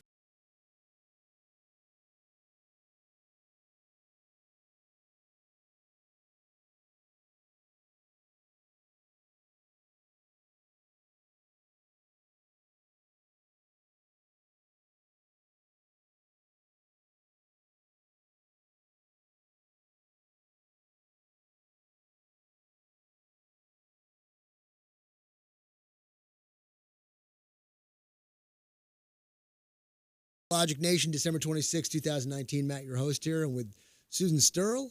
I'm with Jim and Teresa Crothers, and we're talking leadership roadmaps to success here. I got my son Dylan. Numbers 866-89-LOGIC, 866-895-6442. Got Bill Whitmire, Republican chair of Mountain County. We'll be talking all sorts of updated politics in the 10 o'clock hour, so stand by. Give us a call here, 866-89-LOGIC, about leadership. This is very important, everybody. You got to get yourself right before you can move on. If you're not right, it doesn't work right. All right, so let's continue on. We had a nice discussion in here as well. Yeah, this has been a great discussion. So this is your 2020 roadmap to setting goals. Number 1, recognize your dreams. Number 2, observe your starting place. And in that piece, I want to give you 4 questions to ask yourself. Number 1, how great of a distance will I have to travel? Number 2, what do I have working for me? Number 3, what must I overcome? And number 4, what will it cost to make the trip? So if you're wanting to observe your starting place and begin to move toward that and move towards your dreams, those are great 4 questions. So number 3 is articulate. The A is articulate a statement of purpose. Teresa just mentioned we just got done doing a thing called Blueprint for Success in our home, and it was a great Sunday afternoon, early evening, and we talked about creating purpose, right? Articulate your purpose? Articulate your purpose, yes. And so here's what I encourage you to do. So write a statement of purpose that reflects your dreams, your values, and your convictions in a way that inspires you and helps you to stay on course. And so I think it's a great question to ask. What is my purpose? Teresa just mentioned during the break that she's reading a book from Simon Sinek called Understanding or Finding Your Why. And it's about just really understanding what it is. What is my purpose and how can I achieve that? Hey, Jim, I got to make a comment. Yes. Some people have a hard time writing. And I just want to throw out to people there who have a hard time writing. I don't have a hard time writing. I mean, it just flows from my brain to my pen. But I know it benefits me when I do this. And that is go into the bathroom. I look in the mirror. I actually put the fan on because what it does, it gives me, takes out all the distractions. Right. So it's an even plane there when I'm thinking. And then I start talking to the mirror. Yeah. Get a tape recorder or something, or use your phone. Shows you how old I am. Okay, and just set it there and start talking to yourself. Yeah. It's the same as almost writing, but then you can listen to your inflections of your voice, where your passion was. Same thing as writing, except it's another medium. And I just wanted to present that because it works wonders for me. Yeah, one evening I was sitting out in the family room, the living room, and I heard some noise in the bathroom. And by this age of my life and how many years we've been married, I knew that if I heard noise in the bathroom, I better get up and find out what the noise is all about. So I walked into the bathroom, and there Teresa was standing in front of the mirror, and we were doing a class called Napoleon Hill has written a book called Think and Grow Rich, and one of the steps on achieving your goals and success was to make those confessions. And there she was. She said, "I said, what are you doing?"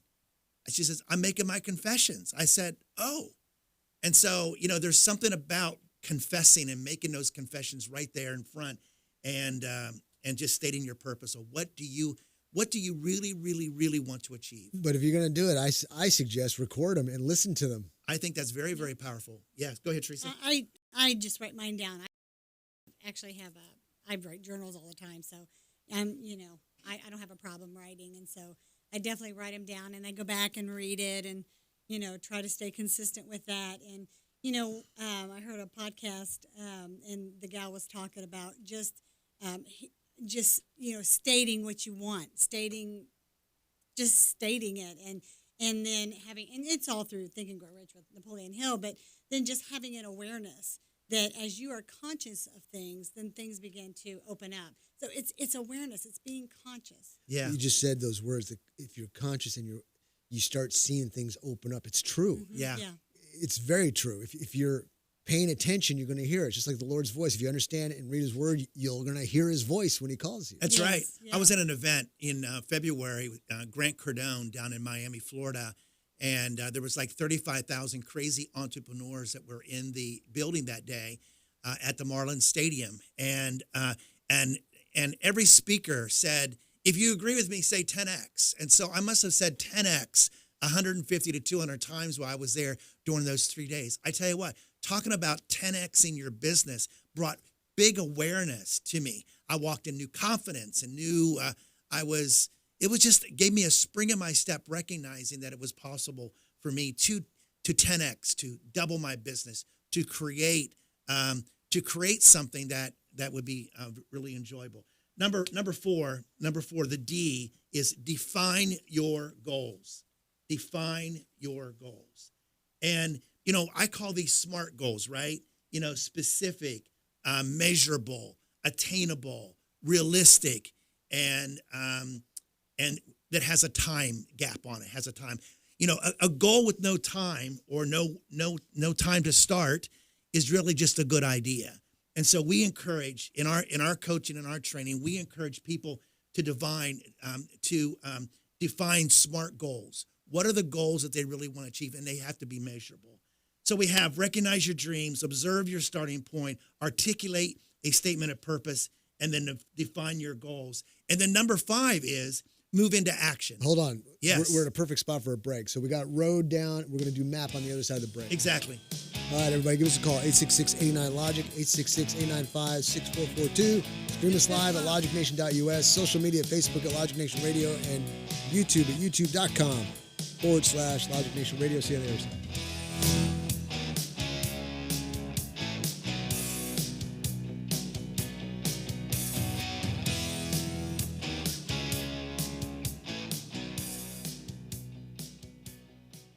Quick Wrench Automotive, your one-stop auto shop, family owned and operated at 1402 North 3rd Street in Temple.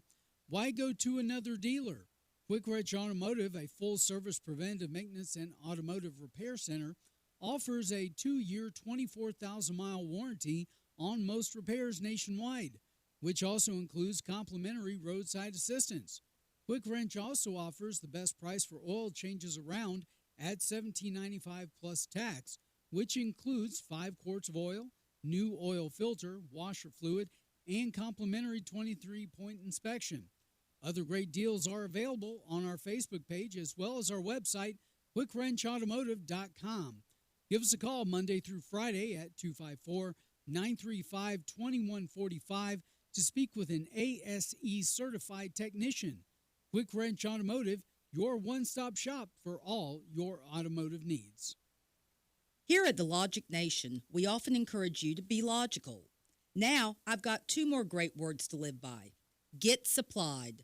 With Studio L as a center point, Smith Supply will provide you with everything to clean anything and deliver it on time within 150 miles.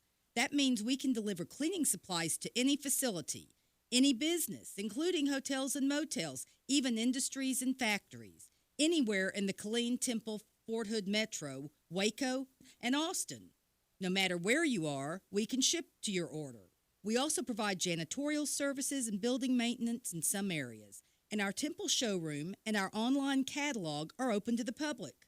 We're here to save you money and get your supplies to you on time, every time. So, get supplied. Since 1961, we're Smith Supply, 254-773-3592, and online at smithsupply.com. Art Coons, the owner of ANC Firearms in Heidenhammer, Texas, is an avid gun enthusiast and enjoys helping all of his customers to find the gun that's perfect for them. With a large selection of pistols, rifles, and shotguns, finding the right gun becomes easy. Go to ANC Firearms, located at 5819 U.S. Highway 190 in Heidenhammer, or call them 254-983-4417.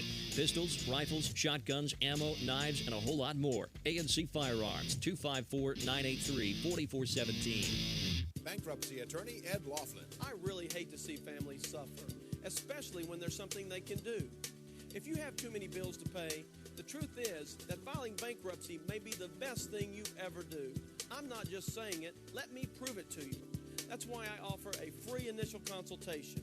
Call me, because you shouldn't just have to sit there and worry. Call 1-800-492-2589. The phone call is free, and so is the appointment. You're going to feel a whole lot better.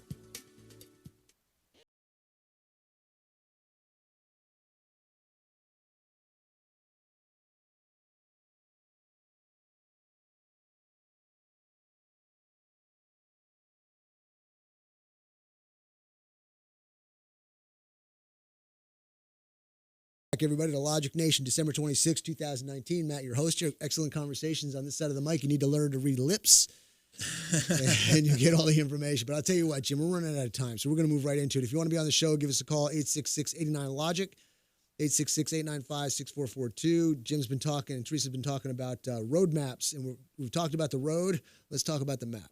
All right, very good. The M stands for move into action, right? It means to move into action. I love that. Jim, I forgot. I got Richard on the line. Oh, good. Richard, I didn't mean to forget about you, buddy. Getting so excited here. Stand by. Let me get you on the line. I was having a nice conversation with Teresa, and I lost my mind. So stand by. Richard, appreciate you listening. Thanks for the call. Tell us about your experience, buddy. Okay. Merry Christmas, guys and gals. You too.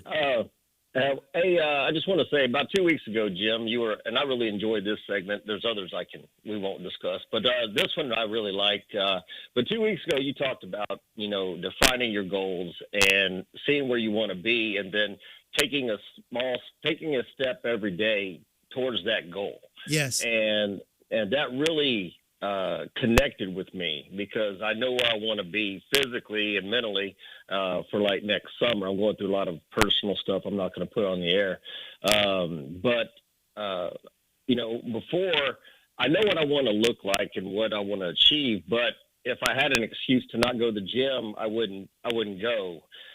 But after 2 weeks ago, take a small step every day towards that goal. I would go to the gym, and maybe I didn't do my 3 rotations through everything I was going to do, but maybe I did 1.5 or 2, but I at least went. But it also kept me focused on my diet, where, all these holiday cakes and cookies look good, but saying no is a small step in that direction. So I just wanted to thank you. It did impact me and kept me focused, especially during the holiday time. And it really works. It gets you into a routine of what you want to achieve, because like you said, everyone wants to look like Brad Pitt and have Bill Gates money, but if you don't take a step in that direction, then you're never going to, at least a daily step, you're never going to achieve it. And so I just want to say thank you. Now, Richard, I want to say something here before Jim answers. You said you really like this segment, but the others, what do you mean by that, buddy? All right, go ahead, Jim. Okay. You asked for it, but the precious metal segment was good, but we don't need 45 minutes on gold and silver. I'm sorry. I had to turn that off after about the first 20 minutes. So, Okay. Okay, you asked for it. I asked for it. No, that's cool. No problem. No worries. Go ahead. Wow, Richard, way to be, man. That is what you just did is what we're going to talk about right now. You moved into action, right? And so I just really celebrate that win with you. And I would say, don't quit, right? Just go. If you have to go and just do a 1.5 rotation there, do it. Just showing up, and sooner or later, what will happen, it'll become a habit for you. Sometimes we stop this side short of the habit and we don't continue, but way to be. I'm thrilled with that, and congratulations on your success. Okay, and you all have a safe and prosperous new year, and I'm just going to go take another step today. Good. Have a good one, guys. Drive on, buddy. Thanks for the call. Appreciate the critique, and we'll work on it. All right, Jim, go ahead. So move into action, right? So I tell whenever I coach an individual, we talk about, dreams and goals and dates and plans. And, when are you going to do your calendar? Or what are you going to do here? What are you going to do there? And, these conversations that I have with multiple people are wonderful conversations. What makes them great conversations is when I ask them this question, two things. How committed are you to changing this behavior? I'm 100% committed. If they say 80, I said, we need to talk about this some more. And then I say, well, when are you going to start? If they tell me I'm going to start January 1st, I said, we really need to talk about this a little bit more. And so the individuals that say, I'm committed 100% to doing this, and when are you going to start? I'm going to start today, is the key to great success and great growth. So I would encourage people on the line is whatever the action place is, move into action, whether it's exercise or whatever the case may be, move into action, all right? The A in roadmap stands for adjust your plans. Isn't it true that life is all about adjustments, right? We think that something's going to happen and turn out the way it is, but it doesn't. And so I would encourage the listeners not to get so committed to the plan that they can't adjust. Leave room for adjustments. Every plan needs adjustments. Every plan needs that. And then, adjust your plan. We adjust the plans. We're going to take a break and finish up on the app. On the other side, give us a call, 866-89-LOGIC, 866-895-6442. See you on the other side.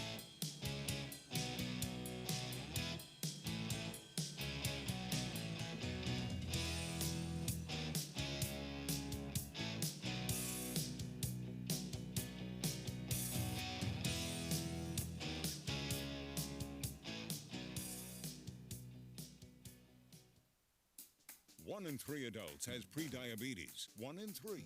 That means it could be you, your football buddy, your football buddy, or you, your best man, your worst man, you, your dog walker, your cat jogger. While 1 in 3 adults has prediabetes, with early diagnosis, prediabetes can be reversed. Take the risk test at doihaveprediabetes.org. That's doihaveprediabetes.org. Wait, did they just say 1 in 3 adults has prediabetes? That's 33.33333% of adults. That means it could be me, my boss, or my boss's boss, or me, my favorite sister, or my other sister. That's 7 members of my 21-person romantic book club. Wait, the 1 in 3 could be me, my karaoke partner Carol, or my karaoke enemy Jeff. I'm going to take the risk test at doihaveprediabetes.org. Brought to you by the Ad Council and its Prediabetes Awareness Partners. Hey, y'all, Jeff Foxworthy here. Now, if you've ever found yourself repeating the same thing over and over for 75 years, you might be Smokey Bear. Only you can prevent wildfires. That's why I'm filling in for Smokey to switch things up, because there's a lot more to say. And I should know because my grandfather was a firefighter. And one of the things he taught me is that the people that love the outdoors the most are often the ones accidentally starting wildfires, which means always BYOB. No, bring your own bucket to the campfire. And be extra careful with things like burning yard trimmings. Don't just walk away, or chances are you might be starting a for the love of the outdoors, go to SmokeyBear.com to learn more about wildfire prevention. Brought to you by the U.S. Forest Service, your state forester, and the Ad Council. The following is made possible by Dad. Why was the basketball court all wet? Because the players kept dribbling all over it. The dad joke. Corny, groan-worthy, but also one of the simplest ways to share a moment with your kids. Why do you have to be careful when it's raining? Because you might step in a poodle. And kids that spend more time with their dads grow up to be smarter, more successful. Can I tell you a cat joke? Just kidding. And, with any luck, funnier adults. Why didn't the skeleton go to the dance? Because he didn't have anybody to go with. Dad jokes rule. So take a moment to make a moment and give your kid a laugh. It's as easy as going to fatherhood.gov. Brought to you by the U.S. Department of Health and Human Services and the Ad Council.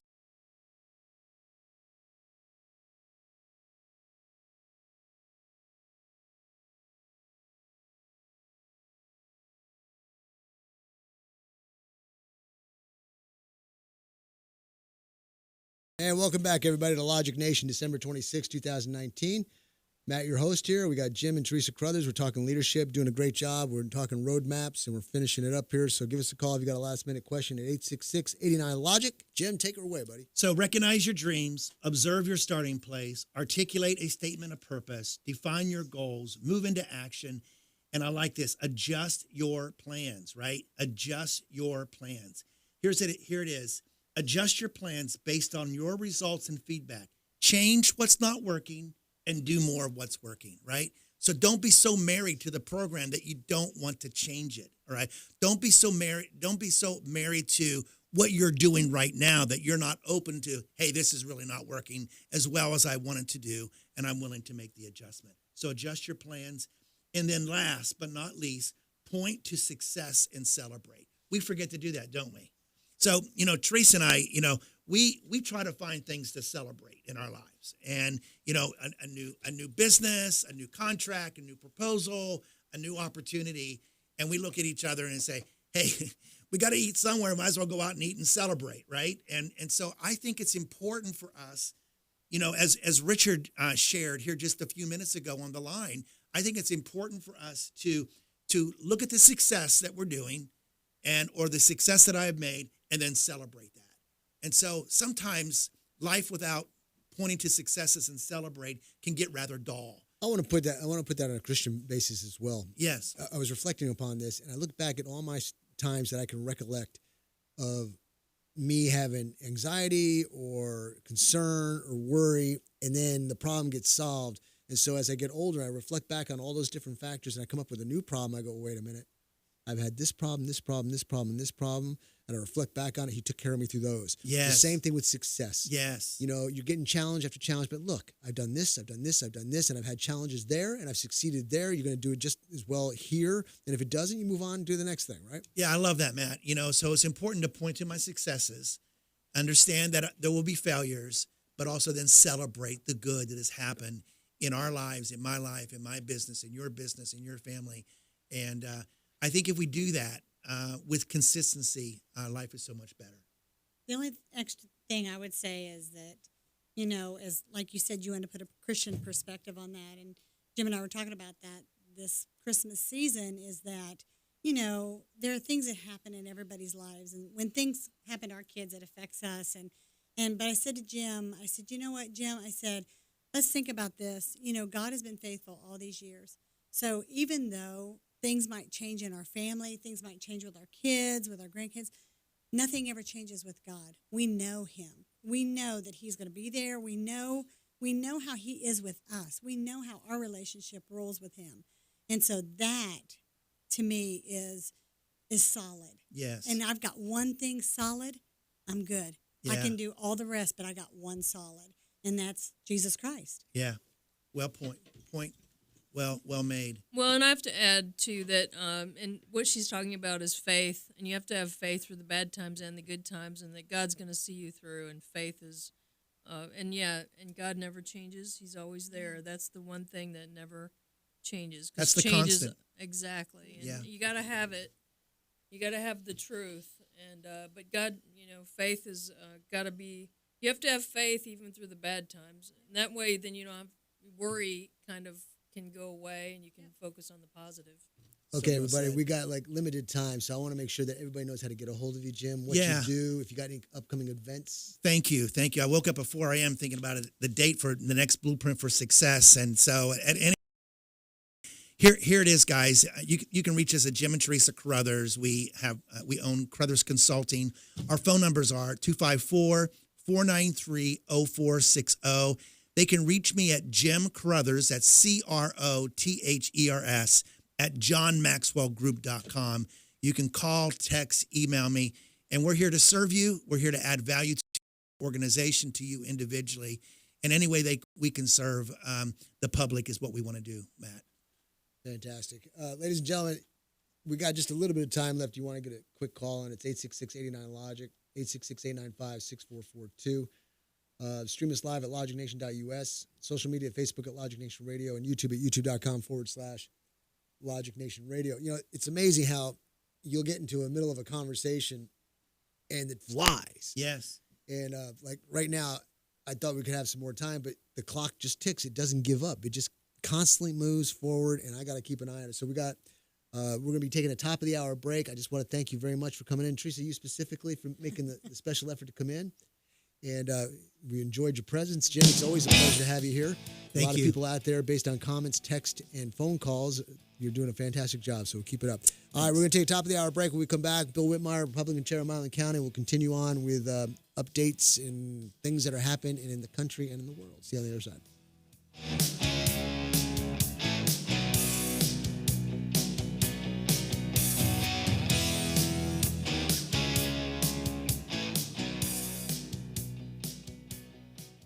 Hey, y'all, Jeff Foxworthy here. Now, if you've ever found yourself repeating the same thing over and over for 75 years, you might be Smokey Bear. Only you can prevent wildfires. That's why I'm filling in for Smokey to switch things up, because there's a lot more to say. And I should know because my grandfather was a firefighter. And one of the things he taught me is that the people that love the outdoors the most are often the ones accidentally starting wildfires, which means always BYOB. No, bring your own bucket to the campfire. And be extra careful with things like burning yard trimmings. Don't just walk away, or chances are you might be starting a wildfire. So for the love of the outdoors, go to SmokeyBear.com to learn more about wildfire prevention. Brought to you by the U.S. Forest Service, your state forester, and the Ad Council. No word in the English language is less convincing than probably. Are you sure we should get matching tattoos on our first date? Sure. We'll probably stay together. Probably? It's been 23 minutes since I ate. I can probably swim. You should wait 30 minutes. Okay, now tell me what to do. Cannonball! Cramp! Oh, I have a cramp. I can probably hit the green from here. Probably. Can I get a mulligan? Ready to go? Hey, are you sure you're okay to drive? Yeah, I'm pretty sober. Yeah, I'm probably okay. Probably okay isn't okay, especially when it comes to drinking and driving. If you're drinking, call a cab, a car, or a friend. Buzzed driving is drunk driving. A message brought to you by NHTSA and the Ad Council.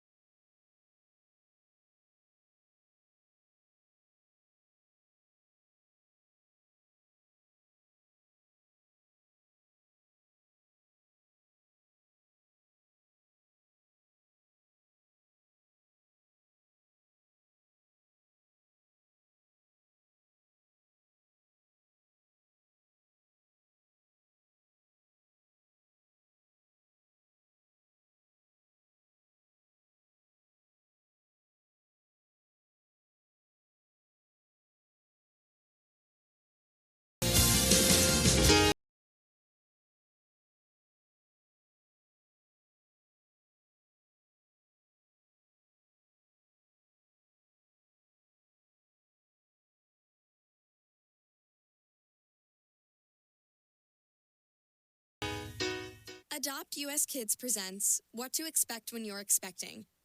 A teenager. Learning the lingo. Today I'm going to help parents translate teen slang. Now, when a teen says something is on fleek, it's exactly like saying, that's rad. It simply means that something is awesome or cool. Another one is totes. It's exactly like saying, totally, just shorter. As in, I totes love going to the mall with Becca. Another word you might hear is jelly. Jelly is a shorter, better way to say jealous. As in, Chloe, I am like so jelly of your unicorn phone case. You don't have to speak teen to be a perfect parent. Thousands of teens in foster care will think you're, rad, just the same. To learn more, visit adoptuskids.org. A public service announcement brought to you by the U.S. Department of Health and Human Services, Adopt U.S. Kids, and the Ad Council.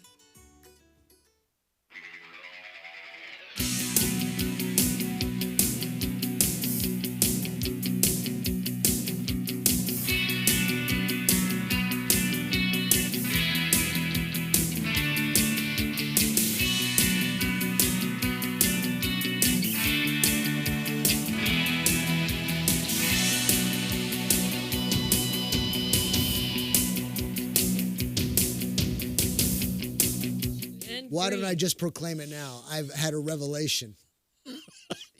I've had a revelation. I'm AOC all the way. You're a closet liberal. I'm a closet liberal.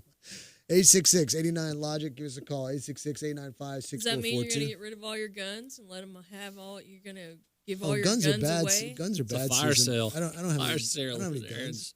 Guns are bad. I Guns know, hurt people. They are. They are. Guns are hurt people. They jump out of the safe, run across the street, and they start shooting themselves. Cars hurt people too. You're going to get rid of your car.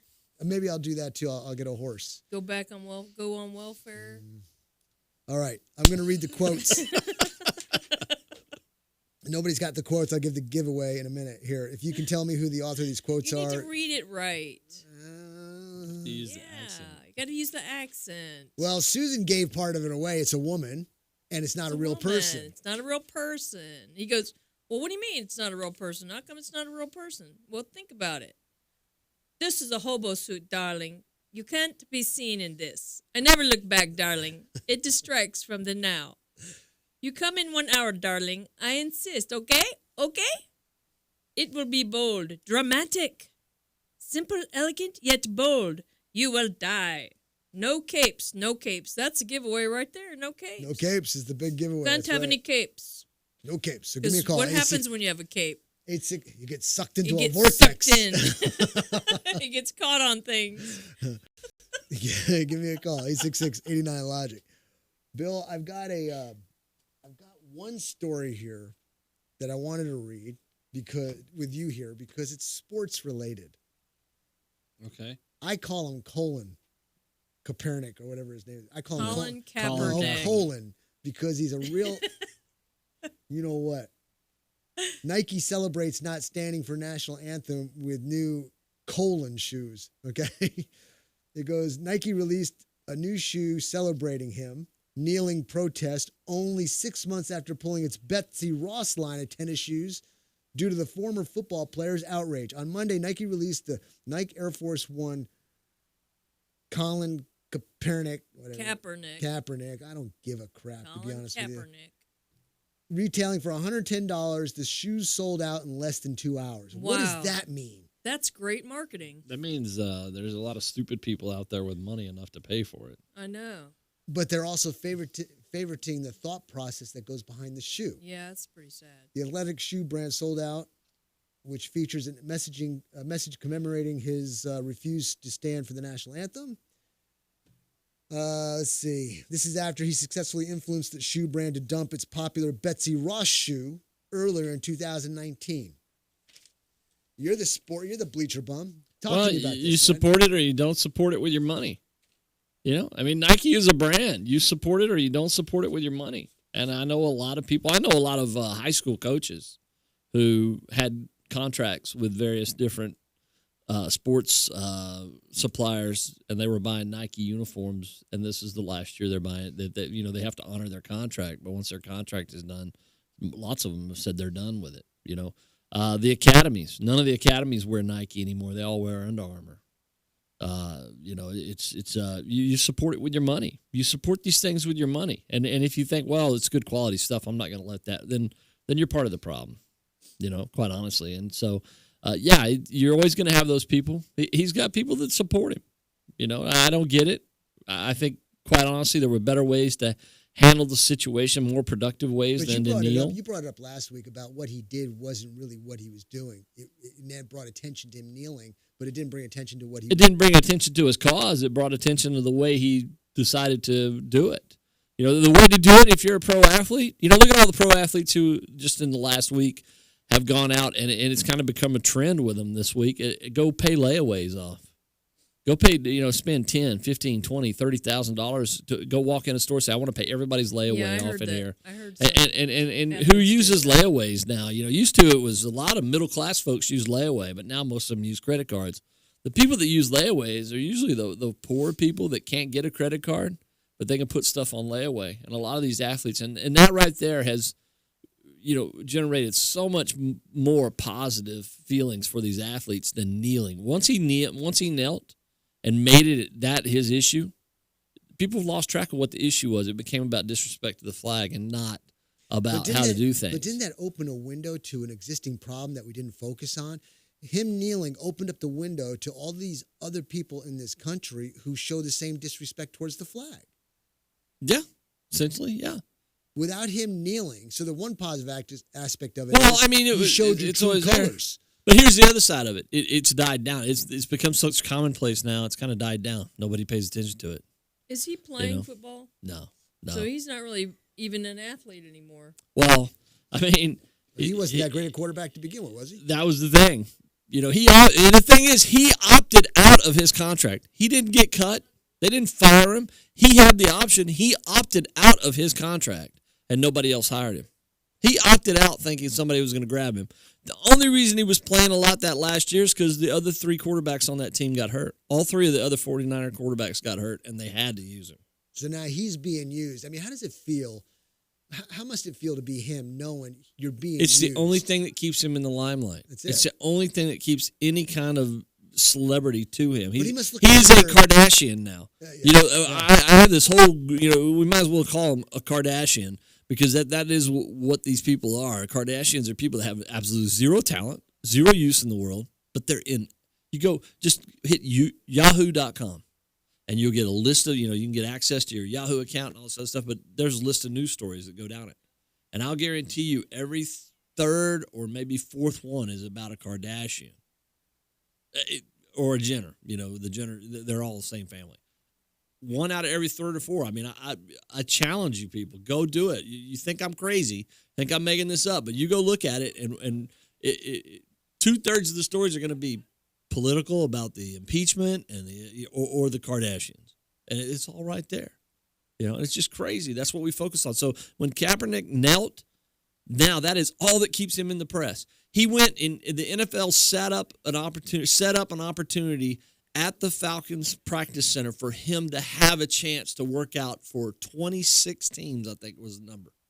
But because he wasn't going to get a chance to go speak to the press, he wasn't going to get a chance to push his agenda, he moved it to a high school practice field and only 8 teams came and nobody's called him yet. Because he wanted to be able to speak to the media, and he wore a shirt that said Kunta Kinte. And the NFL wasn't going to let him do that. Bill, with all this wasted time on all this BS and all the stuff that's going on in this world, what does that mean when it comes to our politicians? There's so much important stuff to go on to constantly focus on impeachment, and the news is on impeachment, and then the shoe sales, and people are so worried about that. What's going on? Where are we at? Matt, when you and I were growing up, you had the newspapers and you had 3 channels, and that's it. And then you had radio. And politicians were allowed to focus on the issues of the day and answer the questions of the media. Now they spend so much time focused on the media, they don't have time to mess with the issues of the day.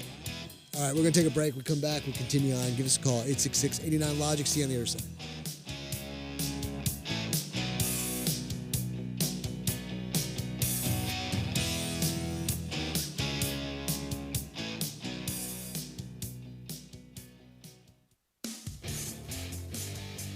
Aaron's Gun Shop and High Cap Adventures.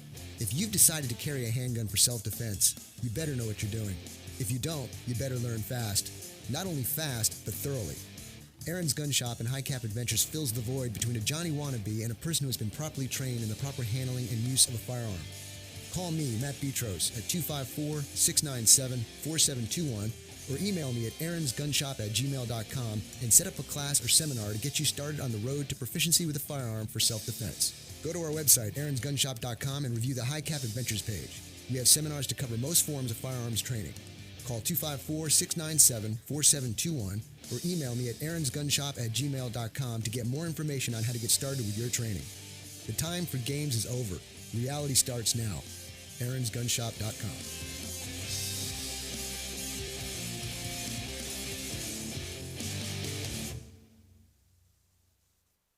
Divorce attorney Ed Laughlin. Is your marriage on the rocks? Have you been wanting to get a divorce but just haven't found an attorney that you can afford? Well, your search for an affordable attorney is finally over. I'm attorney Ed Laughlin, and I've been helping Texans get fast, inexpensive, hassle-free divorces for 25 years. I offer reasonable fees and always allow my clients to pay out their fees in payments that they can afford. Call me today at 773-8399 or toll-free 1-800-492-2589 to schedule a free confidential appointment to get started. The first visit is always free. What are you waiting for? Call Ed Laughlin today at 1-800-492-2589 or visit Ed's website at edlaughlin.com. That's 1-800-492-2589 or online at edlaughlin.com. That's 1-800-492-2589. Let Ed help you with all your legal needs. You'll feel a whole lot better. See Ed's ad in names and numbers. The following is made possible by Dad. Why was the basketball court all wet? Because the players kept dribbling all over it. The dad joke. Corny, grown-worthy, but also one of the simplest ways to share a moment with your kids. Why do you have to be careful when it's raining cats and dogs? Because you might step in a poodle. And kids that spend more time with their dads grow up to be smarter, more successful. Can I tell you a cat joke? Just kidding. And with any luck, funnier adults. Why didn't the skeleton go to the dance? Because he didn't have any body to go with. Dad jokes rule. So take a moment to make a moment and give your kid a laugh. It's as easy as going to fatherhood.gov. Brought to you by the U.S. Department of Health and Human Services and the Ad Council. That's really funny.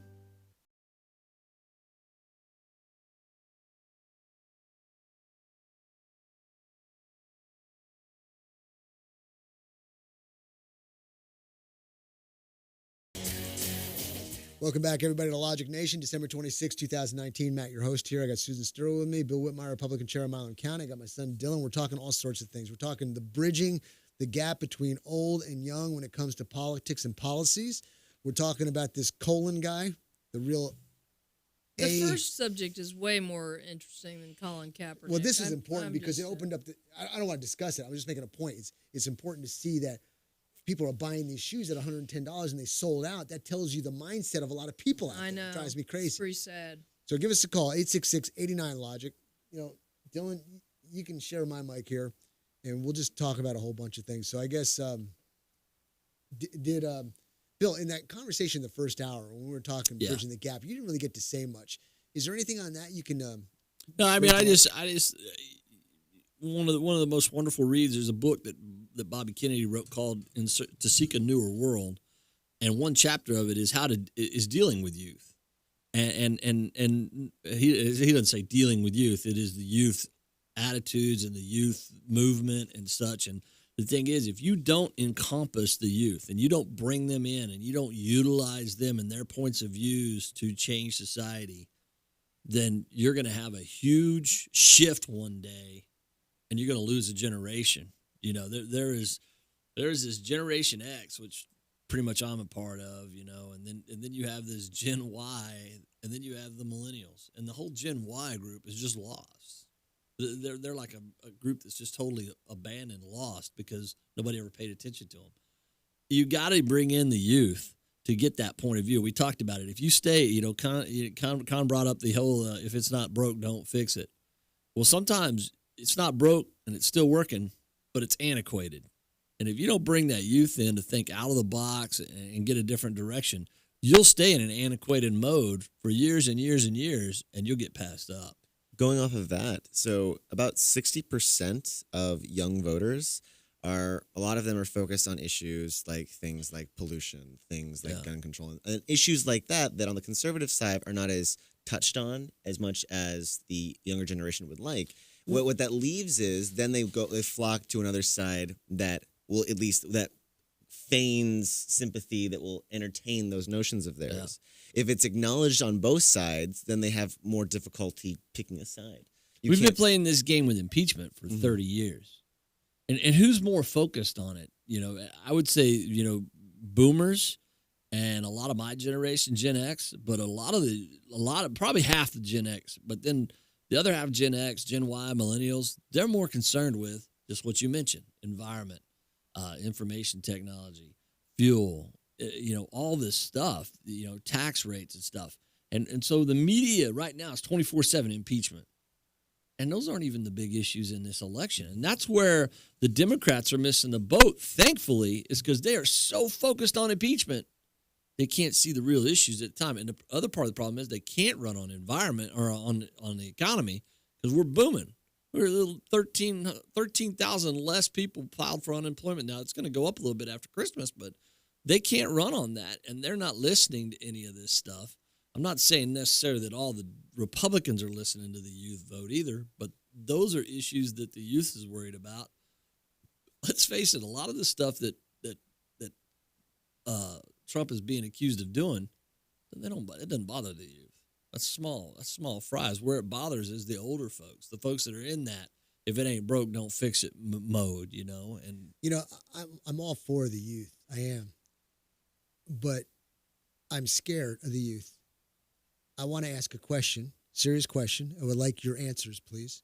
And that is, if people are on the street with a microphone on a busy metropolis type of street, let's say New York, you've got everybody from A to Z walking up the streets.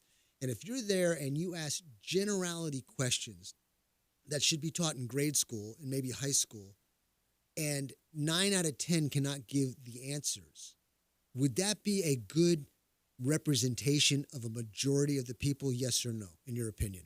If you say no, tell me why. If you say yes, I'll understand why. What do you think, Bill? I think you're right.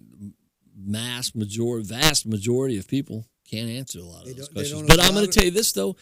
It's not just the youth. It's our generations that can't answer these questions, because they're worried about, oh, man, are my dues going to go up at the country club?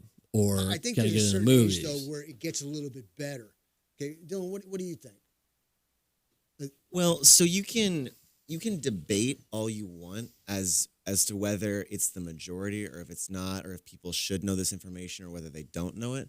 The biggest thing to acknowledge is the fact that there's a lot of people who don't have a very big interest in the political sphere per se. They only get the stuff that they get via osmosis. Okay, I get that, but so they're ignorant to everything. Generalities, like, do they know the capital of a certain? Who's the president of the country? Who's the vice president? Where's the capital located? If you had to find Germany on a map, could you do that?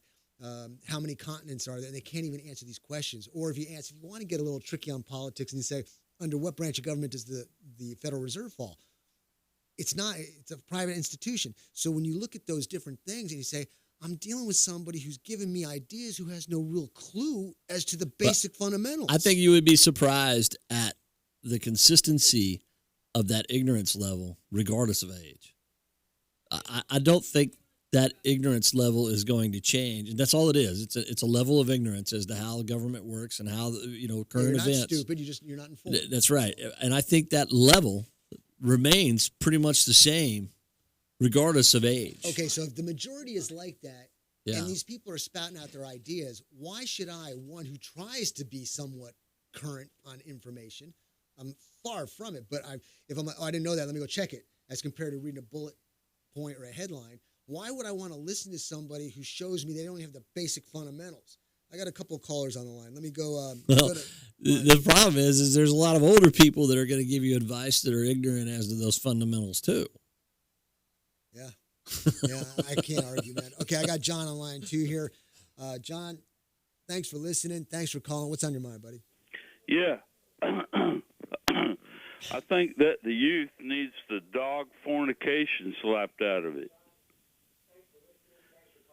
Well, that's you need to be more specific because we're trying to. No, hold on, John. We're trying to close a gap, not create one. So I know where you're coming from. Okay, I could say that very easily myself, but we got to be realistic. That's not going to help us solve a problem. What could be constructive to solve a problem? Okay, well, I'm going to tell you what. I'm going to tell you that the Chinese and Russians will come kick our ass if we don't toughen up our youngsters. Okay, so let me ask you this question, I'm John. ready on the dump button. Go ahead. So let me ask you this question. So we got to straighten up the youth. We got to make them stronger. We got to make them more tough, or we need to kick the, as you said, out of them. Right. So let me ask you this. If someone was to approach you in that manner, would you be, oh, yeah, like, kick the crap out of me? Yeah, go ahead. Fix me. Or would you fight them stalwartly? Would you be absolutely not? Get out of my face. Number one, I respect my elders. Number two, y'all need your dadgum smartphones taken away from you from age 5. You shouldn't have a smartphone till you get out of high school. They should not be in school. That's what's causing all these problems. Can you show me some data that proves that, John? Everybody up at school because they're running around spreading gossip about other people. Those people go nuts and they say, "I'm going to get back at you." All right, John. Let me say something. Y'all don't even address the problems that are actually really going on, and that's the problem. I'll tell you by fact that half the people in the military are playing with their damn phones right now. Where are you getting the facts, John? I know. Okay, how do you know it? Hold on. I got to be careful here, okay? Because I know where this is going, and it's not going to happen over my airwaves, okay? So let's calm it down, and John, be careful now. But go ahead. You got another minute. Oh, I said it. I told you. Okay. That's the problem. We're raising a bunch of people who think they can talk back to their elders, and they don't listen to what people like Khan say. Khan's old enough to be my dad, all right? When Khan says something, y'all need to shut up and listen to what he says. You're old. Me and you are similar age. I listen to you like you're a peer. You know what I mean? And your son's got something to say. Hey, that's fine. That's all good. But he ain't equal to me. He ain't equal to you. And no matter what he thinks, he ain't. Send him to the fast course. All right, John. I appreciate John. I got another call online. I appreciate the call, and we'll have a discussion about it. So I would like to make a point too, and that is that I agree with John in a way because same here. I have experienced that the kids don't respect that I've been around for 30 years and done all these things and been through all these experiences, and they don't care. Yeah, I absolutely agree. Respect is lacking, and I also say we're in this modern world. You need the electronics, but we need to do a training thing on it. So we'll be back on the other side.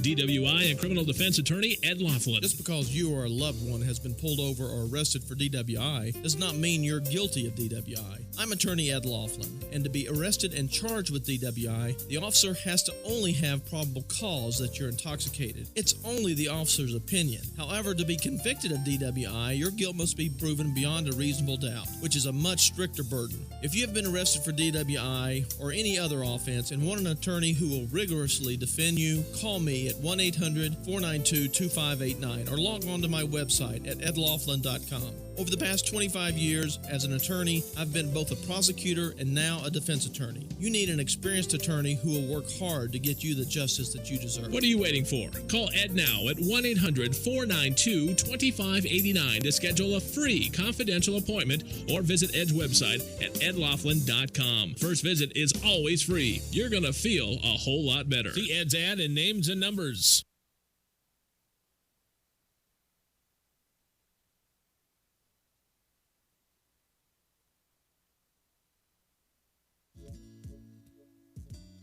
Some knowledge belongs to us and us alone. The way our girlfriends walk.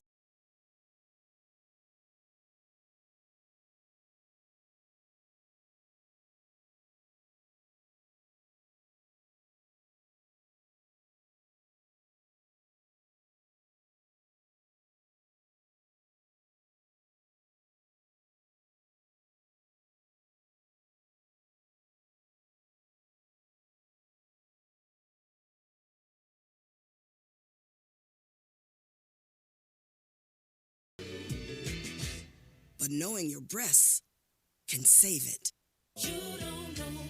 Go to knowyourgirls.org for the facts you need on breast health. That's knowyourgirls.org. Brought to you by Susan G. Coleman and the Ad Council.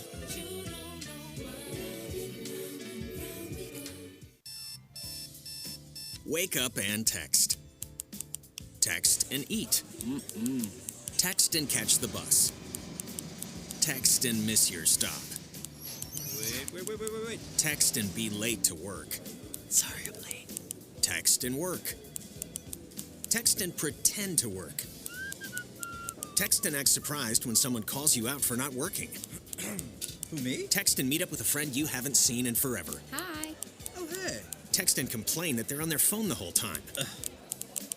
Text and listen to them complain that you're on your phone the whole time.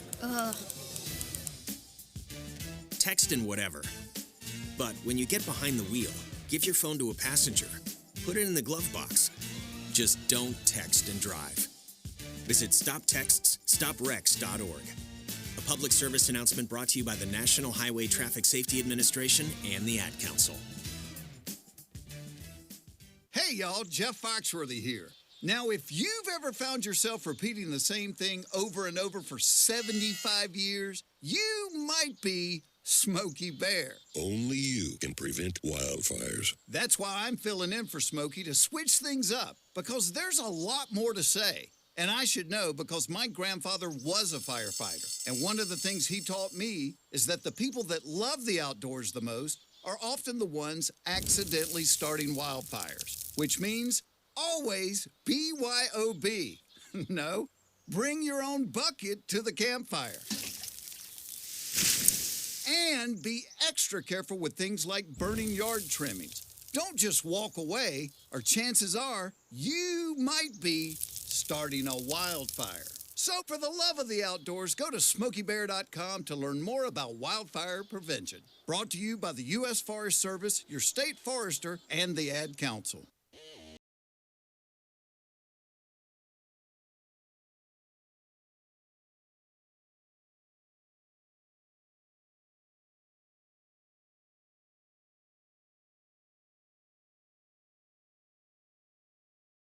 #26, 2019. Matt, your host. I got Bill Whitmire, Republican Chair of Milam County. Susan Stirl, my son. Dylan. Love you, Dylan. Who else can we fire up next? Well, I got Raymond on the line. He wants to ask you a question, Bill.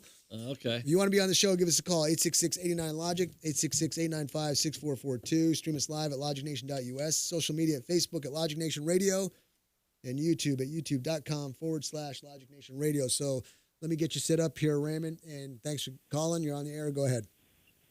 Yeah, good morning to you, Mr. Whitmire. You and I basically come from the same era, 3 channels on the television and radio for trying to figure out what's happening in the world. My main question to you, do you think the technology as we go on, as time goes on, has changed a lot of different issues on people and elections and frauds and all of this is going on? Because back, like when Lincoln and all them other people was in office, they didn't have technology for, telegraph. They'd probably hear the news 2 weeks later, but now in this time and date, we have so much at our disposal, corruption and everything going on. Do you think that has a lot to do with, as time went on, things changed? Sometimes for the good or for the bad.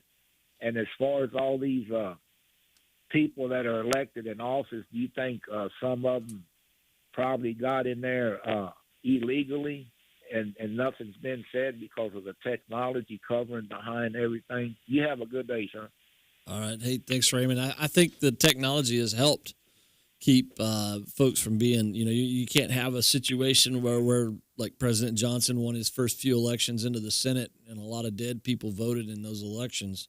I think the technology has helped that. On the other side of that, technology is a dual-edged sword. It has helped keep a lot of people honest. But at the same time, you have a lot of wasted time now. You have almost in almost every congressional office now, you have somebody whose whole job is social media, and they do nothing but put stuff on the congressman's social media, but also monitor social media, monitor all media for any little thing that comes up. The congressman, like it's we emotional. talked about, It's a not thought out process. And a lot of times, those congressmen have to worry about those little pieces of minutia that they used to not have to worry about in order to make sure that they had time to spend on the issues that needed to be handled of the day. And those little bits of minutia now can trip up a pretty good congressman and ruin careers. We are so worried. Remember, during the Cuban Missile Crisis, there were things that the press knew that they did not report on until the president said, go ahead and report it. And that was commonplace back then in order to keep public hysteria, in order to keep congressional hysteria down to a minimum. And now, it's practically impossible to keep anything a secret once more than 2 or 3 people know about it in the White House even. It's going to get out. Let's go a reverse way. I was reading an article, and I was reading all the tweets by people thinking that President Trump is no longer the president. Yeah. At least 30 of them, because somebody broadcasted, and people are getting their news based off of a quick emotional response of, hey, everybody, Trump's no longer the president. We need to celebrate, blah, blah, blah. I got phone calls from people wanting to know why the press had not put out when Vice President Pence would be inaugurated as president, when he would be sworn in as president, not inaugurated, but sworn in. Why would you even think that? When the first person that called us said, why would you think he's going to be sworn in as president? Well, the president was impeached. And it's just and headline. And I saw it on Facebook. Yeah. And I'm like, okay, well, Facebook official might work for an engagement. It might work for the there's that gender reveal for a baby, but it doesn't work when you're talking about impeachment. That's the two-edged sword you're talking about. Yeah. It's a great venue for promoting certain things and giving out information, but it's also a dangerous one, getting bad information. It's that ignorance to the process, and then you throw in social media, and people have Sirius in their car, so they have 15, 20 different news channels, and what people don't realize, what a lot of people still don't realize to this day, is there's a big difference between listening to CBN, CNN, Fox, MSNBC, CBSN, NPR. I mean, every one of them has a different slant. Everybody, you see people post something on Facebook that says this, and they don't even realize that it's The Onion. And The Onion is satire. It's not even, but it looks real, so people post it. And it's the most ridiculous things, and people buy it. I have family members that do it all the time, and I have to call them and say, hey, that's not real. That is a satirical site, but people see it. They read it, and these congressmen have to deal with it and spend. The worst part is they have to spend time on it, and it takes them away from what they need to focus on. And 20, 30 years ago, we didn't have that.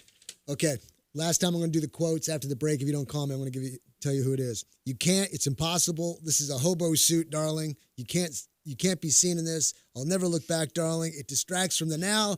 You come in 1 hour, darling. I insist, okay? And the big one is no capes. No capes. That's it. I'm not going to do it no more. You haven't figured it out. You have to say the darling, and it's darling. Darling. With an H, darling.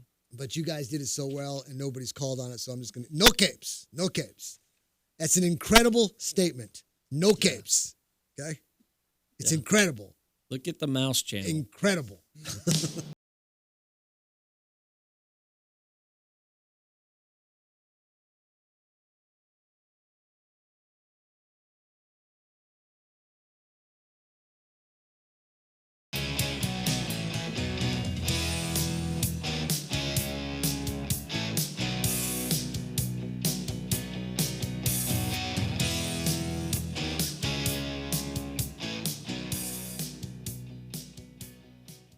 Quick Wrench Automotive, your one-stop auto shop, family-owned and operated at 1402 North 3rd Street in Temple. Why go to another dealer? Quick Wrench Automotive, a full-service preventive maintenance and automotive repair center, offers a 2-year, 24,000-mile warranty on most repairs nationwide, which also includes complimentary roadside assistance. Quick Wrench also offers the best price for oil changes around at $17.95 plus tax, which includes 5 quarts of oil, new oil filter, washer fluid, and complimentary 23-point inspection. Other great deals are available on our Facebook page as well as our website, quickwrenchautomotive.com. Give us a call Monday through Friday at 254-935-2145 to speak with an ASE certified technician.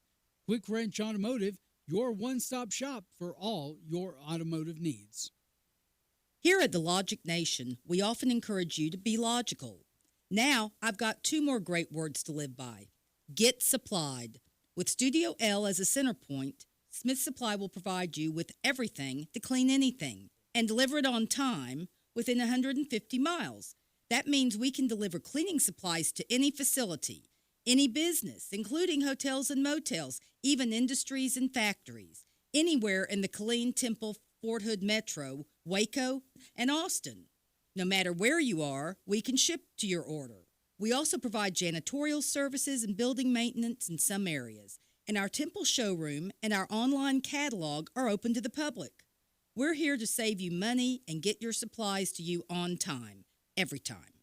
So, get supplied. Since 1961, we're Smith Supply, 254-773-3592, and online at smithsupply.com. Art Coons, the owner of ANC Firearms in Heidenhammer, Texas, is an avid gun enthusiast and enjoys helping all of his customers to find the gun that's perfect for them. With a large selection of pistols, rifles, and shotguns, finding the right gun becomes easy. Go to ANC Firearms, located at 5819 U.S. Highway 190 in Heidenhammer, or call them 254-983-4417. Pistols, rifles, shotguns, ammo, knives, and a whole lot more. ANC Firearms, 254-983-4417. Bankruptcy attorney Ed Laughlin. I really hate to see families suffer, especially when there's something they can do. If you have too many bills to pay, the truth is that filing bankruptcy may be the best thing you ever do. I'm not just saying it, let me prove it to you. That's why I offer a free initial consultation. Call me, because you shouldn't just have to sit there and worry. Call 1-800-492-2589. The phone call is free, and so is the appointment. You're going to feel a whole lot better.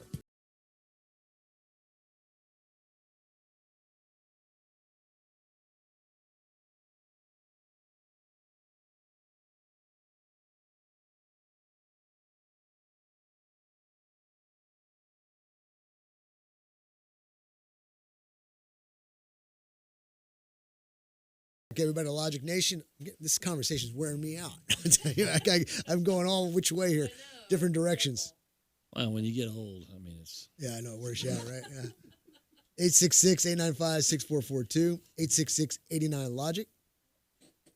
Stream us live at logicnation.us, social media at Facebook at Logic Nation Radio, and YouTube at youtube.com/Logic Nation Radio. And I think I've used this analogy before. We are at the 3rd level of stopping at a traffic light in this country. This country is a mess. Although it's doing great in so many different aspects, it's still a mess when it comes to the population being cohesive. And we're in that 3rd level of stopping at an intersection where we're screeching the brakes and we may even cross the white line because of so many things that have happened as compared to if we all work together and communicate and show respect and courtesy and knowledge. Eisenhower said it best, the best thing to defend against a country being taken over is a knowledgeable citizenry. But we don't have that. We have a dumbed down citizenry. They're dumbed down from top to bottom to top. All of us, or some degree, have been dumbed down based on what we feel is important. What's important is either sports or gaming or so many different things, but we had a conversation. It's first world problems. We don't have to worry about where our next meal's coming, where we're going to get water. So we can worry about ridiculous things about sports or entertainment or what. It's a first world problem. I hear people, I can't believe this phone cord won't work like it's supposed to. Okay, well, what They're about using people tin that cans and strings? Yeah, exactly. What about people that are still walking 10 miles to deliver a message, And then it's just, we have these first world problems in America that, and in the civilized, or the whatever you want to call it, the first world countries. And what's funny is they don't think much of it, of having to travel 10 miles. To deliver It's like, how many people in the, starving areas of Africa do you think are lactose intolerant? I don't think any of them are, to be honest with you. This reminds me, Dylan, of a Star Trek episode. Remember, he goes, it's much easier for a civilized man to act like a barbarian than it is for a barbarian to act like a civilized man. I love it. So much you can learn from Star Trek. I was having this conversation with somebody. Well, we keep giving all these people in these starving places red meat. That's terrible. I'm not, you know what, red meat, white meat, it doesn't matter. The only thing they don't want to eat is green meat. And some of them will still eat green meat, okay? So we have these problems in America that are ridiculous. People in the other countries are like, really? That's what you're worried about, But should we feel guilty that we're a first world nation?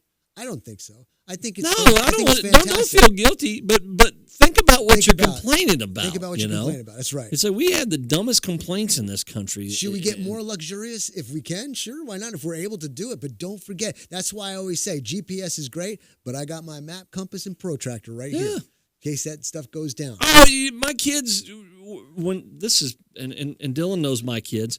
But the three older ones, one day, they lost the remote control and sat in front of the TV for like an hour trying to figure out where the remote control is. And I'm like, I get home, and it's like, well, I'm turning the TV on. Well, Dad, we can't find the remote control. Not the remote control for the cable, the remote control for the TV.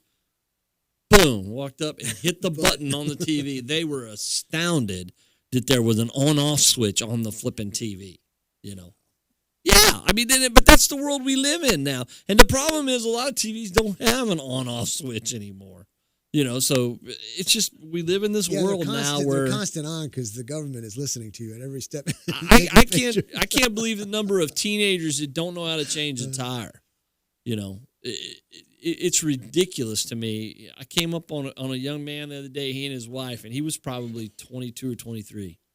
And I pulled up behind him because, their flashers are on, and he's got everything in that car out of the car. And I'm like, man, I wonder what's wrong. So I pull up behind him, and I kind of, look at the situation for a second, and she's pregnant. And so I kind of walk up cautiously, and I'm like, is anything going on? And he's a typical guy. He's like, no, we got it. And she's standing aside, and she goes, yeah, he can't change a tire. So whose fault is that? Is it the father's fault for not teaching the son? You would think so, but you never know. This young man may have never had a father that or had a man in his life that, I've seen young men working out at the ranch before that they were raised by a mother and never had a man in their life. Never learned a lot of things. And that's the sad part of where we are as a nation right now is there's so many families that are broken families, and the fathers, and I put this on fathers, they don't take the time to make sure their kids are taught what they need to be taught. I want to defend fathers for a second. My dad, he was a probation officer and attorney, and we lived in a city. Yeah. And he was very busy, and he was fortunate enough to have the finances to hire somebody to take care of the problem. And so, have a problem, make the phone call, somebody fixes it. But living here out in the country in 25 years, you learn things. I think some of it has to do with your location, too, to some degree. Yeah, but there's so many fathers that just don't take an active interest in their kids. That's true. That's true. We'll take a break, see you on the other side.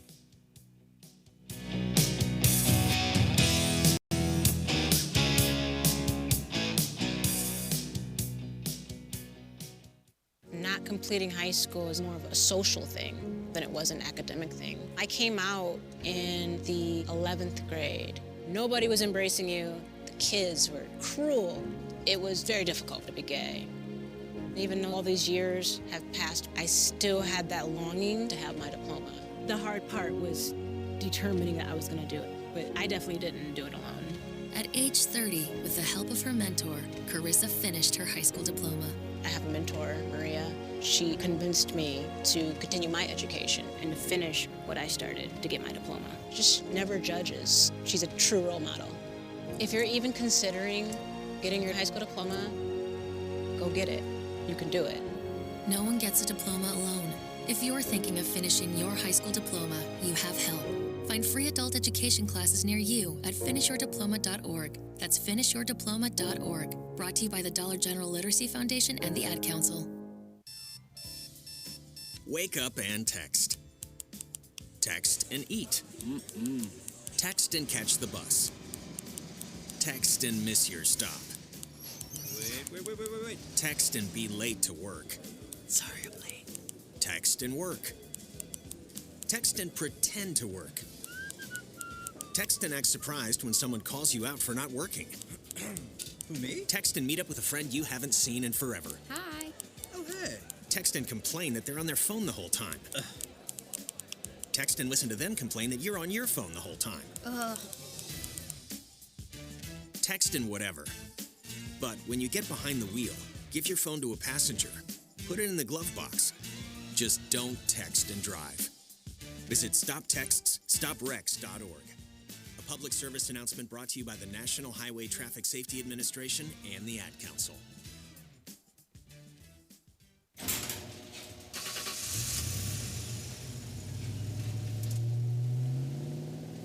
I spend a lot of time in the garage, but even more time in the rain, sleet, and mud.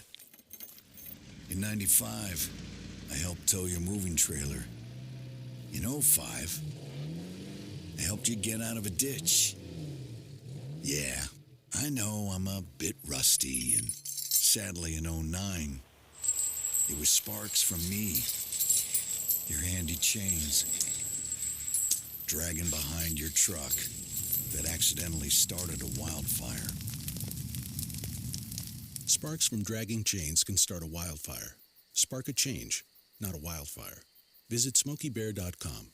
Brought to you by the U.S. Forest Service, your state forester, and the Ad Council. Only you can prevent wildfires.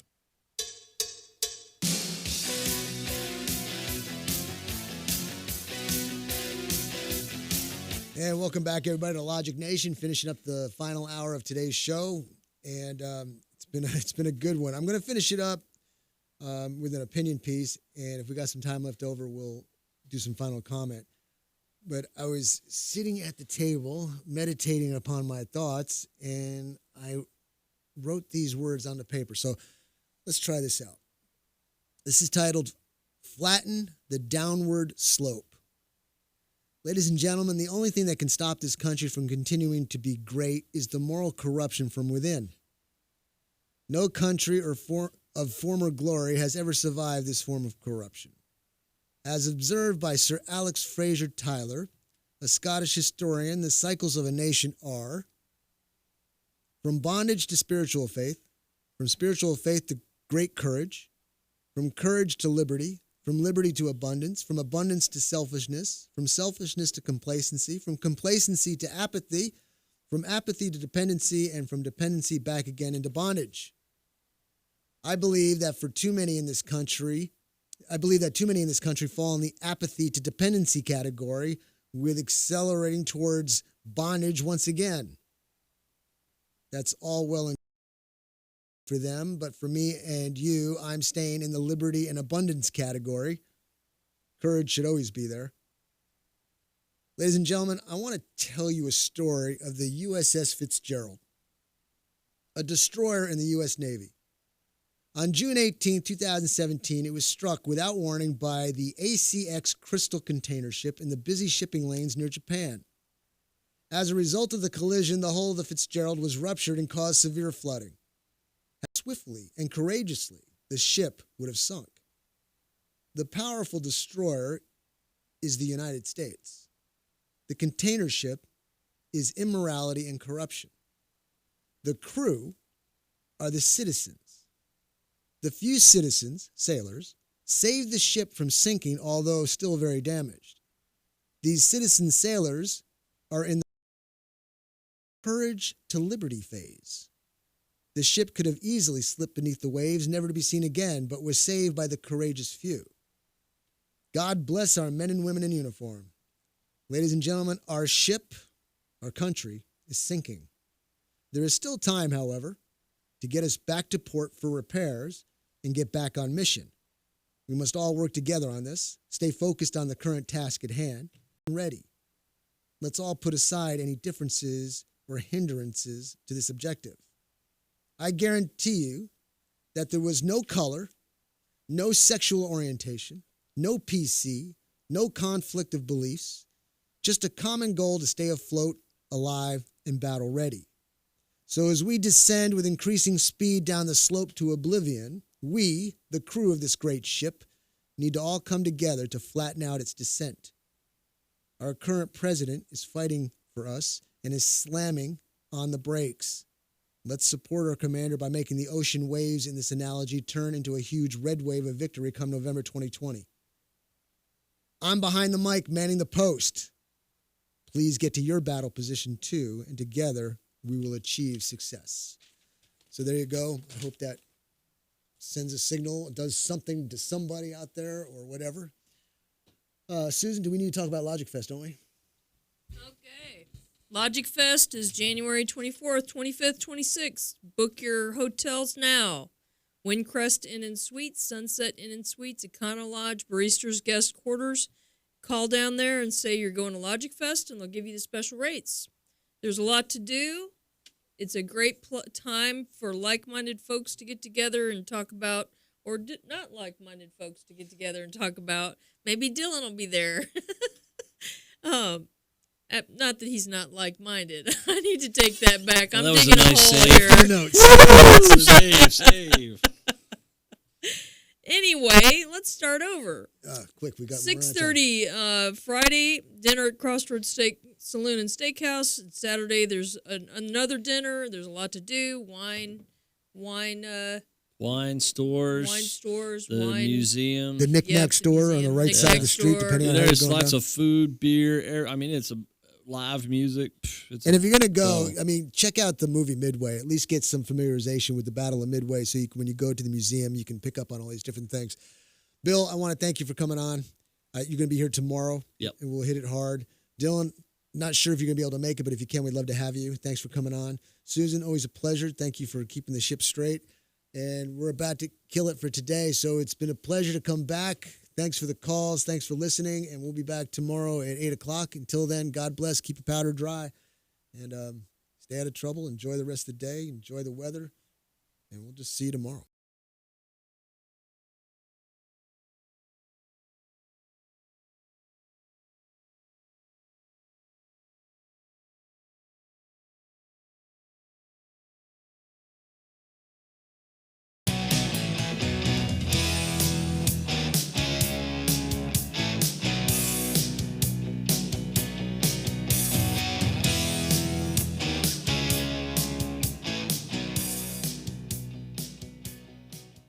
Hey y'all, Jeff Foxworthy here.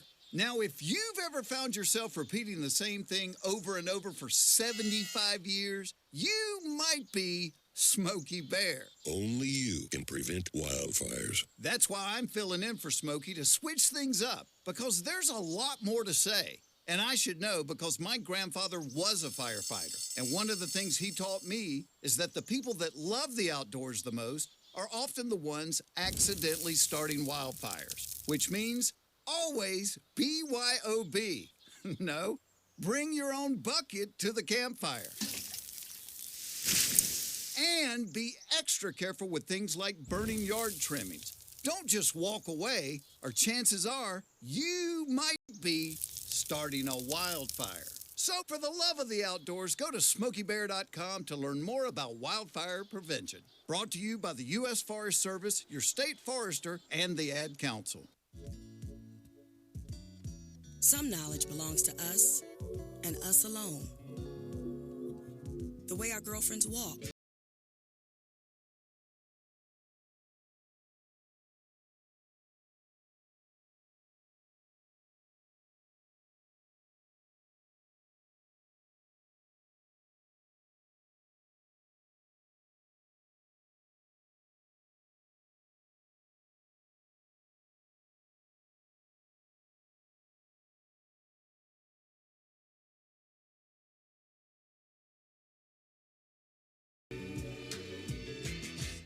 But knowing your breasts can save it.